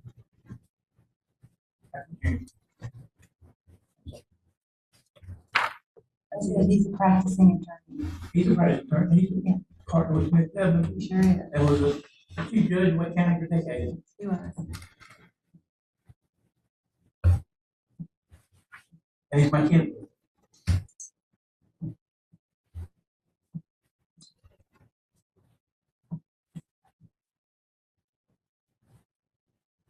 And that's all I've got. Y'all have anything else? You said that they have explosions there. Will you tell me what you meant by that? They have transformers that blow up. At that particular site? Oh, yeah. I'm up there with anybody they got, anybody in Fuquay. I was up there today from 7 a.m. till 5 o'clock. I'm up there pretty much every day, except for Sunday. And they've had snakes get in there, squirrels, and all that, and I understand that's just part of it, but to say that they go there 2 times a month is just not so.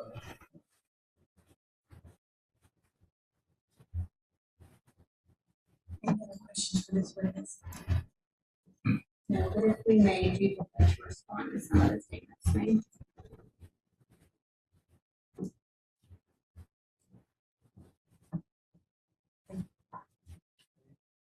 Thank y'all. Before we go.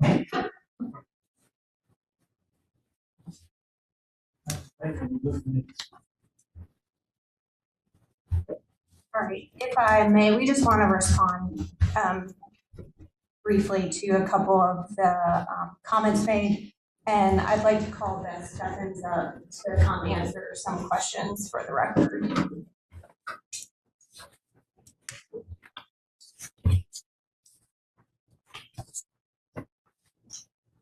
Okay, can you state your name for the record? Beth Stephens, Duke Energy, 410 Wilmington Street in Raleigh, and I'm a substation engineer. And how long have you been a substation engineer with Duke? 3 years.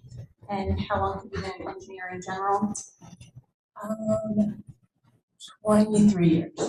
And what's your educational background and experience? I have a bachelor's degree in engineering, and I'm a licensed professional in North Carolina. We like to tender this witness as an expert in substation engineering and design. Ms. Stephens, I just want to ask you a couple of questions about the existing plans for the site. Can we pull up the site plan for the property? Go back to the first image. Or you want this, that one or the next one? The landscape buffer is fine. Okay. Is it true that we are complying with the landscape buffer on the eastern side of the property? Yes. And for the other areas that we are asking for landscape buffer, can you explain a little bit more? It's in the record about, the importance of requesting the variances, especially along the western property lines and front setbacks. Yes. Yeah, in addition to the rodent problem that we've had that Mr. Mangum brought up, other threats to the substation are trees and also their transmission lines. So anything that gets above a certain height can threaten the equipment in the substation as well as the lines, which we probably hear more often of. But the equipment inside the substation can also be affected. So we're asking for a reduced buffer to keep the trees from their mature height, from if they were to die or be damaged from impacting the equipment in the substation. Can you talk a little bit more about the necessity for the setbacks? And while we are expanding, we are kind of requesting variances as limited as possible to provide for operational safety and standards of the two-bank system. Yes. And why the size is necessary. Sure. We were challenged at the beginning with this. We needed to keep the existing substation energized and in service while we added a new bank to it. And then after we add the bank, we will then rebuild the original bank, the original substation. So as part of that challenge, we knew we were on a smaller site with limited setbacks. So we tried to went through a series of engineering practices to see what footprints could work for us and where we could kind of chamfer the fence, still be able to maintain our equipment and put the equipment within the substation. So is it your testimony that based on kind of the existing conditions of the site, kind of substation engineering and principles, there would be an unnecessary hardship if we had to comply with the strict requirements of the LDO? Yes. And for, are these kind of hardships based on anything that Duke has done, or how are they kind of resulting from conditions peculiar to the property? So as far as the setbacks are limiting us, in that they did not allow for a two-bank substation to be constructed. And in fact, we could not expand the substation fence of our existing building.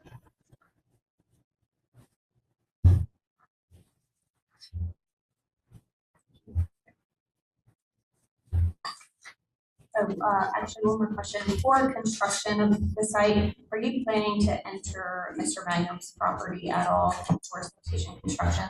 No, we don't have any plans to enter his property.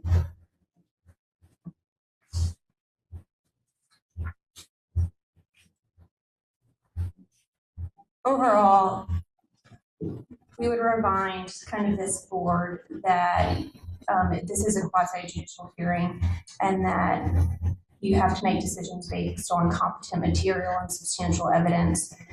Duke has put forth evidence both in its application and testimony today that we meet all four of the standards of the ordinance that are based on unnecessary hardship.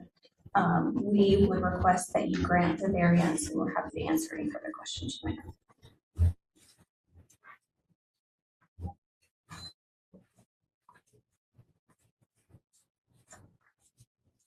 Any further questions?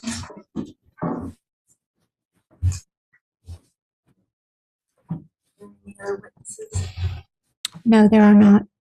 At this time, we're going to close the public hearing and the board will go into discussion. Is there any discussion?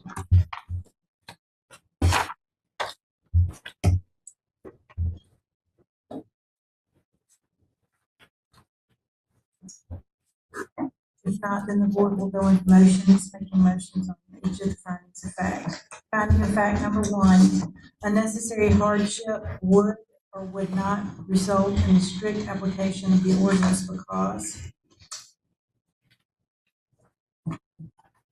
I make a motion that unnecessary hardship would result from the strict application of the ordinance, because if we don't do this, they would have to completely uproot and relocate, and therefore a hardship would ensue. And so, Do you guys be opposed to adopting their finding, like just the wording in their findings? I mean, Not be opposed to public information. I mean, just like as far as the discussion wise, I think, just knowing what was discussed, it does feel like, this could potentially be brought to the Board of Appeals. I think it's really important that we're like careful with our wording, be very specific as to why we are, rather than just finding in general, I think we need to be very specific in this circumstance. Just to provide the court, if the appellate court should get there, like, with a robust answer for why we decided that if you know, if we do find that number one does not, it would not result from the unnecessary hardship, would not result from the strict application of the ordinance, or what, I think we need to have like a substantial answer to that finding.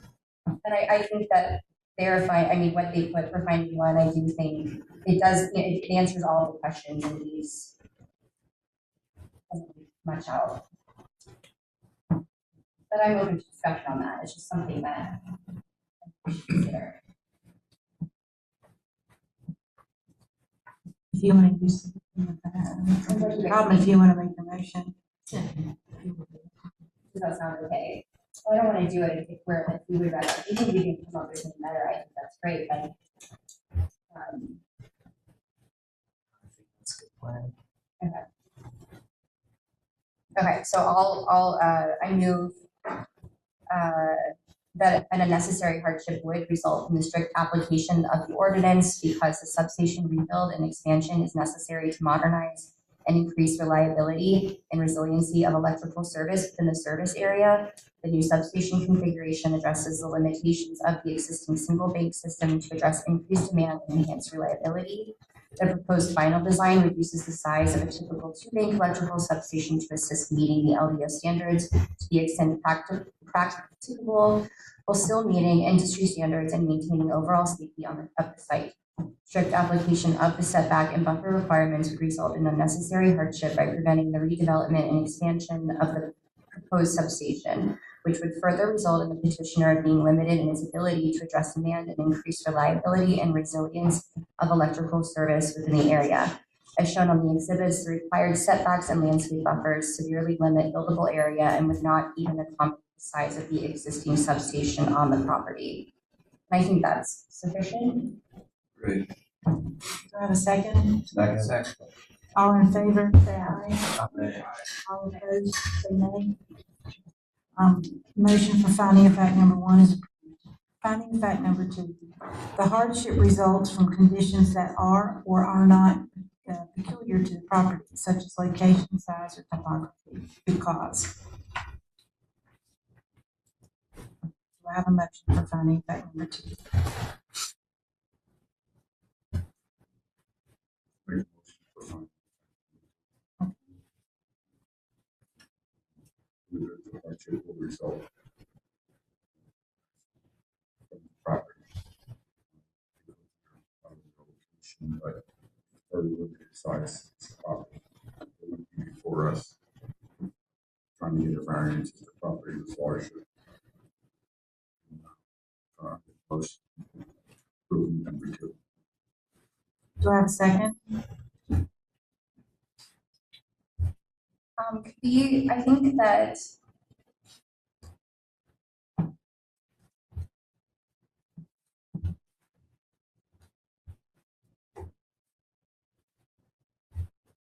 can you repeat the sentence? Well, basically, the size of the property is small. It's kind of catty-cornered in one hour. The property were larger.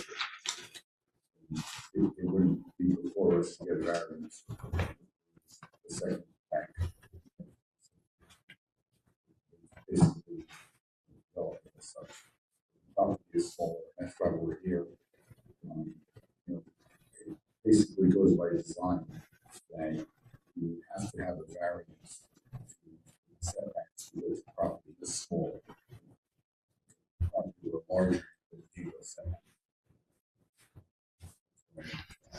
Feel pretty confident of the future here. Second. I stated earlier, I'll say it again, I second.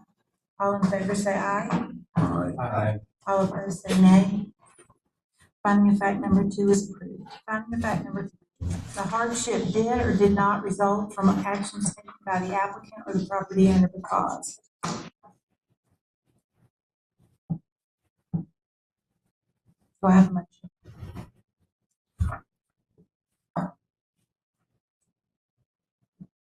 Make a motion for finding number 3. Property has been used as an electrical substation for over 70 years. Existing substation needs to be rebuilt and expanded to meet demand and to modernize the equipment. The existing use, along with the site constraints noted in finding number 1 and 2, demonstrate the hardship is not a result of any actions taken by the applicant, property owner, Duke Energy Progress. Do I have a second? Second. And just for clarification, that motion is the hardship did not result from actions taken by the Because- applicant or the property owner because. And who was second? Do I have a second? All in favor say aye. Aye. All opposed say nay. Motion for finding of fact number 3 is approved. Finding of fact number 4. The requested variance is or is not consistent with the spirit, purpose, and intent of the ordinance such that public safety is secured and substantial justice is achieved because. Do I have a motion for finding of fact number 4? I move that the requested variance is consistent with the spirit, purpose, and intent of the ordinance such that public safety is secured and substantial justice is achieved. Because the requested variances to the setback and buffer requirements are consistent with the spirit, purpose, and intent of the ordinance. The proposed electrical substation is not a new use on the property. It is a rebuild and expansion of an existing electrical substation facility that has been on the property for many decades. Even with the requested variances, the substation facility is located to maximize separation from off-site land uses and protect the public safety. Do I have a second? Second. All in favor, raise your right hand and say aye. Aye. All opposed, raise your right hand and say nay. Motion for finding of fact number 4 is approved. The petitioner has been advised that the burden of proof and evidence upon submitting such application is the responsibility of the petitioner. Such proof and evidence presented must demonstrate that the required findings of fact have been met. At this time, do I have a motion for the variance petition BOA BAR 2026-01? Make a motion to approve EOA BAR 2026-01, subject to the terms and conditions identified in the petitioner's application, testimony, and site exhibit based on the required findings of fact. Do I have a second? Second. All in favor, raise your right hand and say aye. Aye. All opposed, raise your right hand and say nay.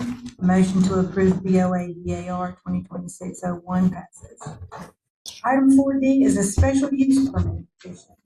It's a special use permit petition for 1212 Holland Road of Duke Energy Progress LLC. The parcel identification number is 0666725652, BOA SUP 2026-02. Further information will be provided by staff. Thank you. The subject property is located at 1212 Holland Road on 4.56 acres within the town's extraterritorial jurisdiction. The principal use of the property is an electrical substation. The petitioner is requesting a special use permit to expand and rebuild the existing electrical substation. LDO Section 9-1254 of the town's land development ordinance requires a special use permit for the use substation electrical in the heavy industrial zoning district. The zoning of the subject property is heavy industrial. The subject property is surrounded by lots zoned residential agricultural. The petitioner is requesting a special use permit to permit the operation and expansion of a substation electrical within the heavy industrial zoning district as required by Section 9-1254 of the Land Development Ordinance. The attached site plan demonstrates general compliance with town standards. Petitioner has been advised that the burden of proof and evidence upon submitting such application is the responsibility of the petitioner. Such proof and evidence presented must demonstrate that the required findings of fact have been met. The suggested motions tonight are to either approve BOA SUP 2026-02 as presented, subject to the terms and conditions identified in the applicant's application, testimony, and site layout exhibit, and preserving all conditions of the special use permit BOA SUP 2026-02 not inconsistent therewith, or to deny BOA SUP 2026 as presented. I'm available if you have any questions. Do you have any questions for the staff at this time? If not, will a representative for the petitioner please come forward and make your presentation? When you come forward, please state your name, your profession, and your address for the board, please.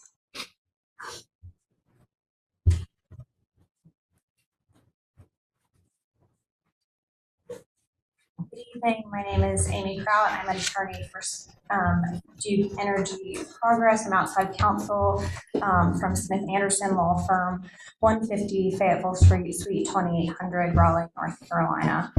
I'm here today along with members of the Duke team, both Duke representatives and members of our engineering and site design team, on behalf of Duke Energy in support of this special use permit application. As noted during the variance hearing, the special use permit is to allow for the rebuild and expansion of an electrical substation located at 1212 Holland Road. Turning to the application as requested, I'm going to read the request and justification statements into the record.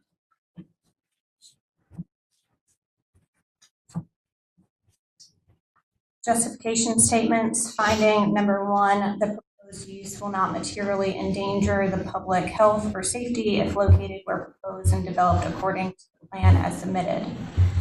The proposed use in electrical substation is a rebuild and expansion of an existing electrical substation facility on the property and will not materially endanger the public health or safety. The substation facility is located to maximize separation from off-site land uses while meeting applicable LDO development standards to the extent practicable. The facility is unmanned and the expansion of the substation will not increase or change its current traffic impact, except for during times of emergency or natural disaster. The only planned vehicular trips are and would continue to be for routine inspection and maintenance of equipment, which would occur approximately 1 to 2 times a month. To facilitate future widening of Holland Road and Porfo Road, additional right-of-way along the parcel's frontage will be dedicated as a part of rebuilding the substation use. The facility will be secured with an appropriate security fence and remotely monitored 24 hours a day, 7 days a week. The proposed use has no habitable space and requires no public water or sewer connection or on-site septic system. The proposed use enhances public health and safety as it allows for the development of a modern utility facility, which will increase the availability of reliable electric service for the community and will allow utility service to be restored more quickly during times of emergency or natural disaster. Finding number two, the proposed use meets all required conditions and specifications. The request is for a rebuild and expansion of the existing electrical substation facility on the property. The proposed electrical substation is allowed in the heavy industrial zoning district upon approval of a special use permit and will meet all required conditions and specifications generally applicable within the zoning district, except as outlined in the accompanying variance requests related to certain buffers and setback requirements. Finding three, the proposed use will not substantially injure the value of adjoining property or the use is a public necessity. Competent material and substantial evidence will be presented at the quasi-judicial hearing that the proposed substation rebuild expansion will not substantially injure the value of adjoining property. The applicant is sensitive to placement of substation facilities in relation to surrounding land uses and makes every effort to minimize impacts and provide appropriate buffers. The property is already being used as an existing substation, and this upgrade and expansion will increase the landscape buffers and screening surrounding the use. The proposed use, the rebuild and expansion of an existing substation is a public necessity. To support the growing needs of residential, commercial, and public safety, institutional, recreational, and civic uses within the community. Adequate availability and reliability of electric service is necessary for supporting economic development and maintaining quality of life for the community. The proposed rebuilding and expansion of the existing substation at this location increases reliability and resiliency of electrical service. During times of emergency or disaster, loss of utility service can be restored more quickly as a result of modernizing and enhancing the power grid with facilities as proposed by this special use request. Finding 4, the location and character of the proposed uses, if developed according to the plan submitted, will be in harmony with the area in which it is to be located and in general conformity with the plan of development of the town of Fuquay-Varina and its ordinances. The location of and character of the proposed use, if developed according to the site plan submitted, will be in harmony with the area in which it is to be located and in general conformity with the plan of development of the town of Fuquay-Varina and its ordinances. The existing substation was constructed in 1952, and the most recent rebuild expansion date back to 1972. The existing use of the parcel as an electrical substation will not be changing. The proposed rebuild and expansion is necessary to modernize the existing facility to address growing demand for electric service, as well as modernize and increase reliability and resiliency. It also increases the landscape screening and buffers surrounding the property. The proposed electrical substation use is permitted as a special use within the heavy industrial zoning district. In recognition of the established electrical substation on the property, the future land use map designates the property as civic and institutional, which is related to land development to serve a public purpose. This request is aligned with the town's visions for future growth and meeting the needs of existing and future residents, and supports many of the guiding principles and goals stated in the land use plan. Contributing factors descriptions: 1, circulation, access points to the property and the proposed structures, safety and convenience for automotive, bicycle, and pedestrian movement, and public safety. There are two existing driveway access points to the property for access to the existing substation. NCDOT has approved the proposed driveways as part of maintenance. The property will not be open to public use. 2 driveways are necessary to safely and efficiently access substation equipment in a timely manner in case of emergency. Parking and loading location areas. The 2 driveway access gates are set back into the parcel to ensure that vehicles can safely load onto the property without blocking Holland Road. Service and entrance areas, locations of service areas and dumpsters. The proposed electrical substation rebuild will not require permanent or regular on-site personnel, therefore service areas and dumpsters are not required. Lighting, locations of exterior lighting with reference to direction, coverage, glare, and traffic safety. All proposed lighting will be installed within the substation fence. Light levels will be at or below 0.5-foot candles at adjacent residential property lines. Proposed lighting fixtures will utilize reflector shields to reduce glare on adjacent properties and avoid negatively impacting traffic safety along Holland Road and adjacent properties. Utilities, location, size, capacity, and availability of utilities. The proposed electrical substation rebuild will not require permanent or regular on-site personnel, therefore utilities, including public water and sewer, are not required. Open space and landscaping, location of open spaces, landscape areas, and preservation of existing trees and other natural features. The substation parcel will have landscape areas provided along the east, west, and south sides, excluding the area of the existing permanent transmission right-of-way, and along the north side between the adjacent road right-of-way and substation, excluding the area containing electrical distribution lines. Refer to the landscaping plan and the attached exhibits for more information. Environmental protection, floodplain, riparian stream buffers, wetlands, steep slopes, heritage trees, avoiding clear cutting. No floodplain, riparian stream buffer, wetlands, steep slopes, or heritage trees are a part of this project. Effect on adjacent property, including but not limited to noise, odor, lighting, and traffic. Substation rebuild expansion will not cause a significant increase in noise, odor, lighting, or traffic compared to the existing substation on the property. The facility is unmanned and will have minimal impact on the traffic in the area except for during times of emergency and natural disaster. The only planned vehicular trips would be for routine inspection and maintenance of equipment, which occurs approximately 1 to 2 times a month. Lighting will meet LEO standards. Compatibility, including but not limited to the appropriateness of the scale, design, and use in relation to other properties. The substation rebuild and expansion size are as proposed is necessary to modernize and increase reliability and resiliency of electrical service within the area. This new substation configuration addresses the limitations of the existing single bank system to address increased demand and reliability. The applicant is not proposing any separate conditions on the special use permit.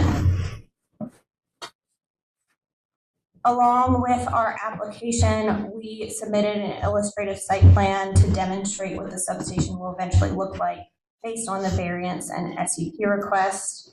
While you did see it in the variance hearing, I did want to note a couple things, if we can pull that up. And to do that, I'm going to call Michelle Bloody to the stand as a witness.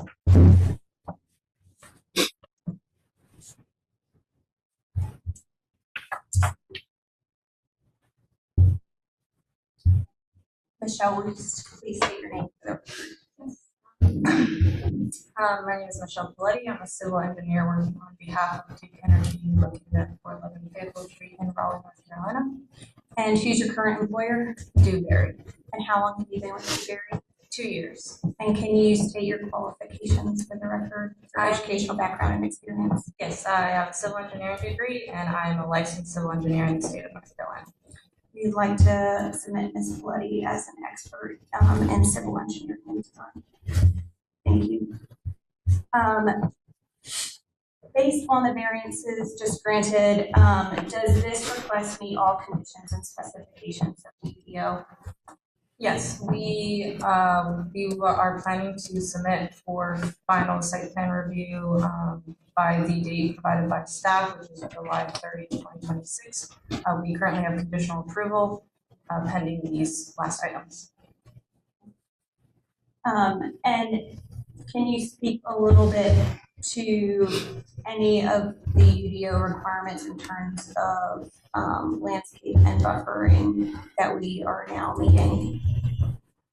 Yes, so as we discussed in the previous session, the variances that were approved now mean that the northwest, west, south, Holland Road are now meeting site plan requirements with the variance, and then the east and southeast meet the LDO requirements without a variance.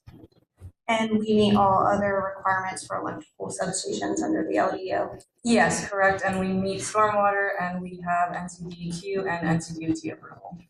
Thank you, no further questions. In terms of finding of fact number 3, I have 2 witnesses that I would like to call for that. The first is Nick Kirkland.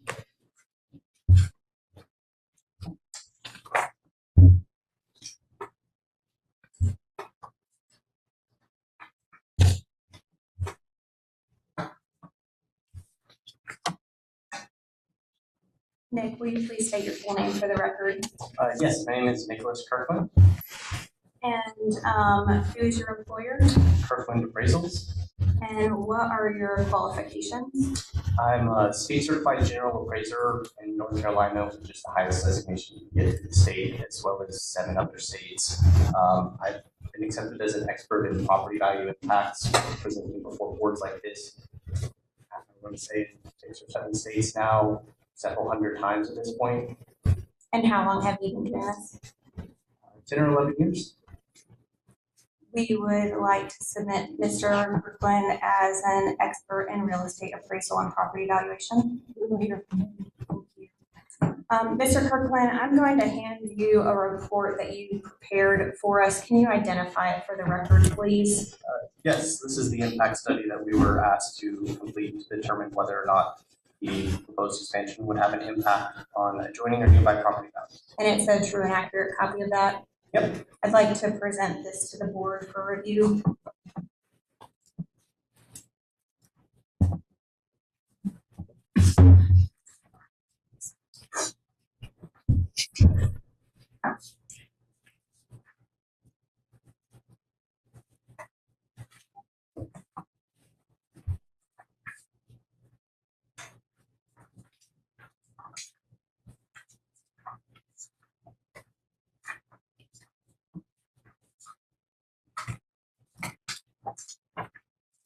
And with that, we'd like to request that this be entered as an exhibit to our special use permit proceeding. Mr. Kirkland, can you please describe the conclusion of your report and the methodology used to get there? Yes, so the conclusion, I'll just start with that, is that the proposed development will not substantially injure the value of adjoining property, and additionally, that the proposed development will be in harmony with the scale, coverage, density, and character of the neighborhood in which it's located.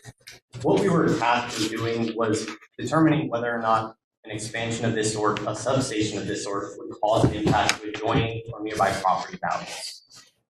While the standard for the quasi-judicial hearing is or it's a public necessity, and an abundance of caution, every time there's an or, Duke still wants an impact study to make sure that there isn't an impact. So that's what we're here for. We researched other substations in the area. The closest one is probably the one on Wade Nash Road, just inside Holly Springs. And what we've done is called a paired sale analysis or matched pair analysis. This is where we look for homes that have sold directly adjacent to an existing substation. We compare them to other nearby homes that someone at the same time would have been interested in buying that are not next to the substation. And compare, is the one next to the substation selling for more, less, or about the same as other nearby homes. In each of the cases, there was no substantial impact to the adjoining property values. They range from a mild negative of, I believe, like -3% to positive 3 or 4%, which is strongly indicative of no impact to adjoining property values. Plus or minus 5% in the appraising world is considered typical market friction. If you've ever had your house appraised or your land appraised, it is wildly unlikely that the lowest comparable and the highest comparable are within even 5% of one another. Real estate's an imperfect market. If you take, for example, existing tract developments of just subdivisions, same size lots, same style home being developed, it is not uncommon for a home that sells 1 week for $200,000, for a similar one the next week to sell for $210,000, and also a similar home sell for $190,000. It's not to say that any of those were necessarily impacted or not indicative of market value, but real estate's imperfect. Additionally, we did find a study that was done, let me make sure I get the terminology correct. It was a study of transmission lines, sub-transmission lines, and substations published in the Appraisal Journal that looked at what distance would there be impacts to homes from substations, among other things, but we focused on the substation component. They found a -3% for homes closer than 165 feet, which the adjoining homes close here are further than that. They found a 1% impact from 165 to 330 feet, which is where most of the adjoining homes would fall. But again, this is not a measurable impact that someone would be able to measure. But if we had this study and we're appraising a home adjacent to a use like this, we would not be applying a 1% impact to such a use. It's just within that market friction. Very similarly, we did appraise something next to a landfill and had a study just like this that said -2.5%. That's just was not applied in that appraisal. We noted it and highlighted, but it's not something that we can necessarily support without matched pair evidence, and the matched pair evidence does not support a negative impact. So as previously stated, it's my professional opinion that the proposed development will not substantially injure the value of adjoining property, and additionally that the proposed development will be in harmony with the scale, bulk, coverage, density, and character of the neighborhood in which it is located. No further questions for this witness. Thank you.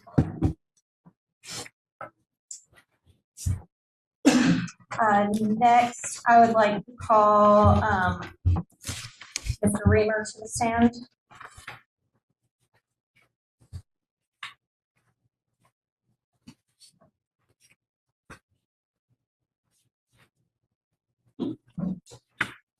Good evening, Derek Kramer, District Manager, Government Community Relations, Duke Energy. Mr. Reamer, can you state how long you've been employed with Duke Energy? 5 years. I'm going to show you what's labeled as the exhibit of Douglas Eric Reamer. Is this a true and accurate copy of your affidavit? It is. I'd like to pass this up. Can you give it to the clerk?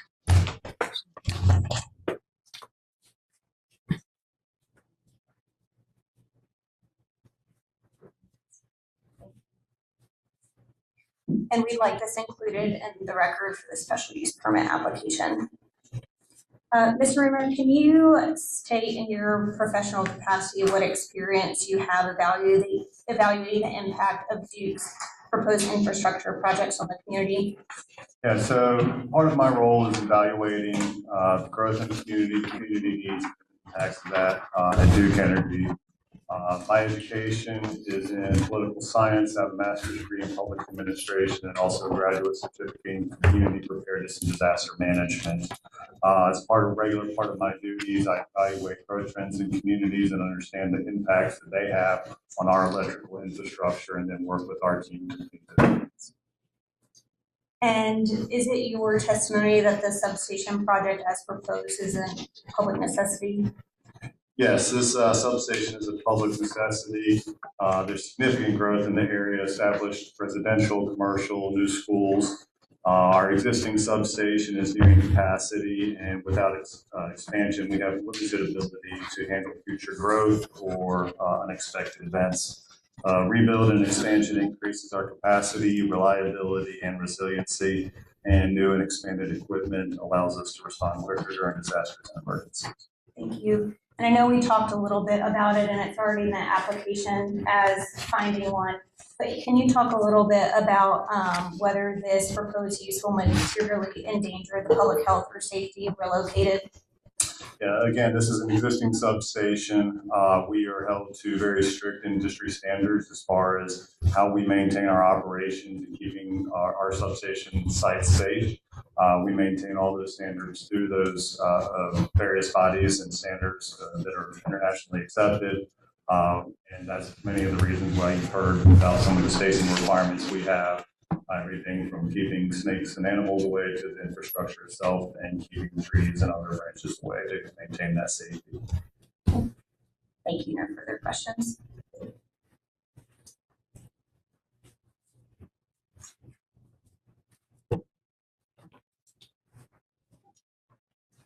We ask that Duke's application, supporting materials, the impact study, and affidavit in this presentation be included in the record for the special use permit hearing.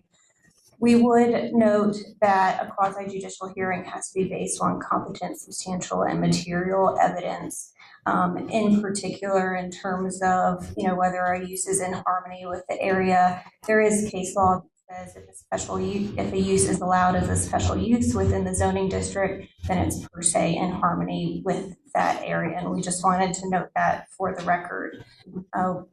It is Duke's between the application and the testimony today, we have submitted evidence as to all 4 findings, and we would ask that you grant the special use application. We have our team together to answer any additional questions that you might have for the applicant. Do we have any questions for this witness? Or any witnesses that she brought before?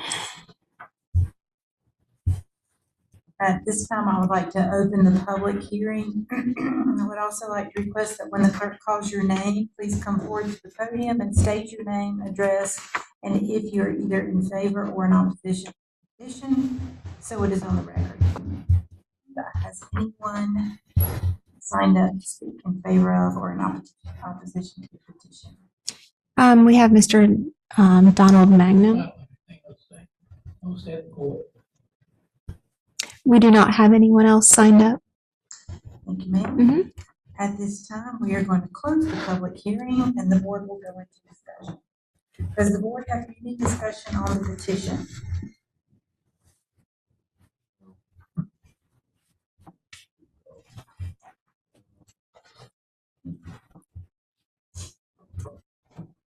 If not, the board will go into making motions on each of the findings of facts and the overall special use permit request at this time. Reminder, when making a motion for each finding of fact, please include a clear and concise explanation of why the finding is or is not met. This explanation should be stated after the word because in each finding of fact. Finding of fact number 1. The proposed use or development will or will not materially endanger the public health or safety if located where proposed and developed according to the plan as submitted because. I move that for finding 1, the proposed use will not materially endanger the public health or safety if located where proposed and developed according to the plan as submitted, because the proposed use enhances the public health and safety as it allows for the development of a modern utility facility, which will increase the availability of reliable electric service for the community and will allow utility service to be restored more quickly during times of emergency or natural disaster. Do I have a second? Second. All in favor, raise your right hand and say aye. Aye. All opposed, raise your right hand and say nay. Motion for finding of fact number 1 is approved. Finding of fact number 2, the proposed use meets or does not meet all required conditions and specifications because. Does the board have any discussion of finding of fact number 2? Not, do I have a motion? I have a motion, the proposed use meets all required conditions and specifications. The request is to rebuild an expansion of the existing electrical substation facility on the property. The proposed electrical substation is allowed in the heavy industrial zoning district upon approval of the special use permit and will meet all required conditions and specifications generally applicable within the zoning district, except as outlined in the accompanying variance request related to certain buffer and setback requirements. Do I have a second? Second. All in favor say aye. Aye. All opposed, raise your right hand and say nay. Motion for finding of fact number 2 is approved. Finding of fact number 3, the proposed use will or will not substantially injure the value of the adjoining property or the use is a public necessity. Do we have any discussion on finding of fact number 3? Motion.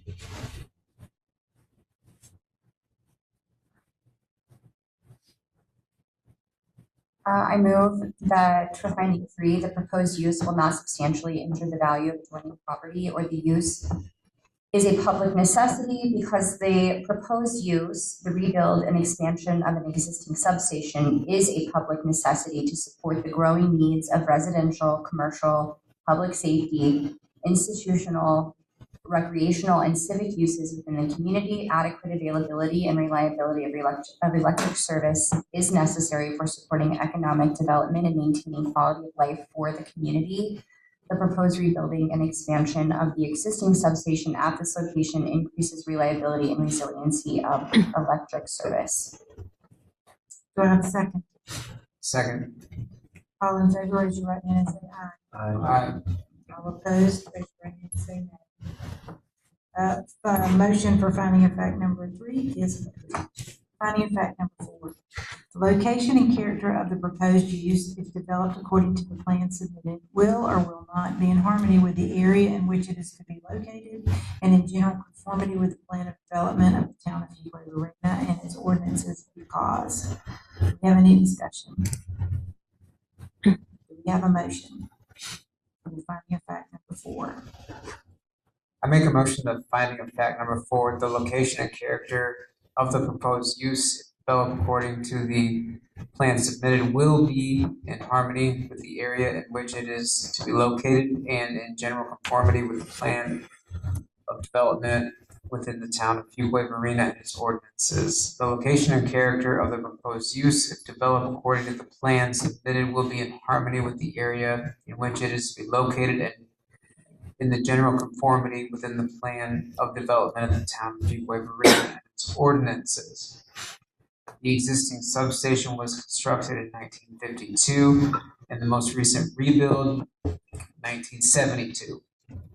The existing use of the parcel is an electrical substation will not be changing. The proposed rebuild and expansion is necessary to modernize the existing facility to address growing demand for electrical service around the area, as well as modernizing and increase reliability and resiliency. It also increases the landscape screening and buffers surrounding the property.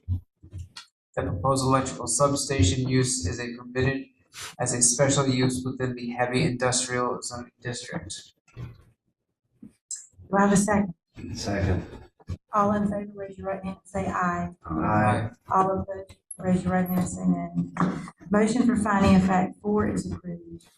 The petitioner has been advised that the burden of proof and evidence upon submitting such application is the responsibility of the petitioner.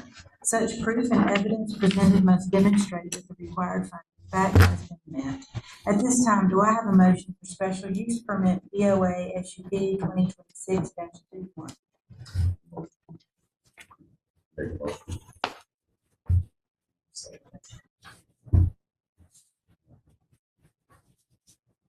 I'll make a motion. I move to approve BOA SUP 2026-02 as presented under the terms and conditions identified in the applicant's application, testimony, site layout, exhibit, and preserving all conditions of the special use permit BOA-SUP 2026-02, not inconsistent therewith.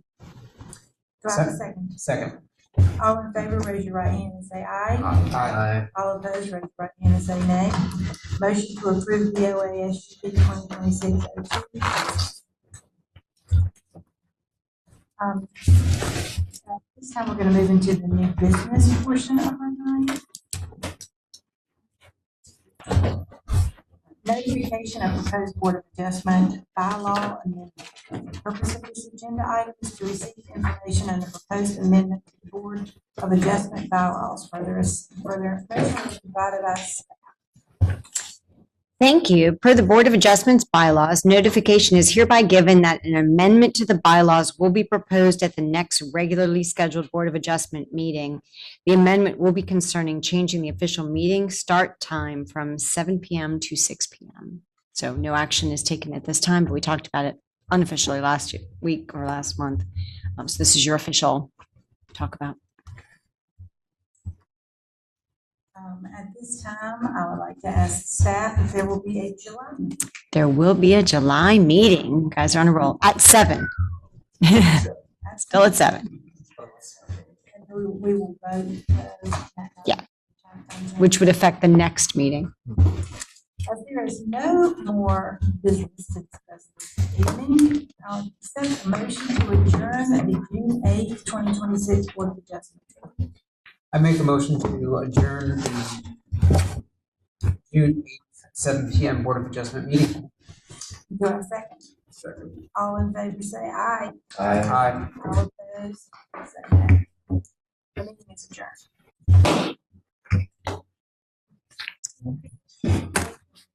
That's it.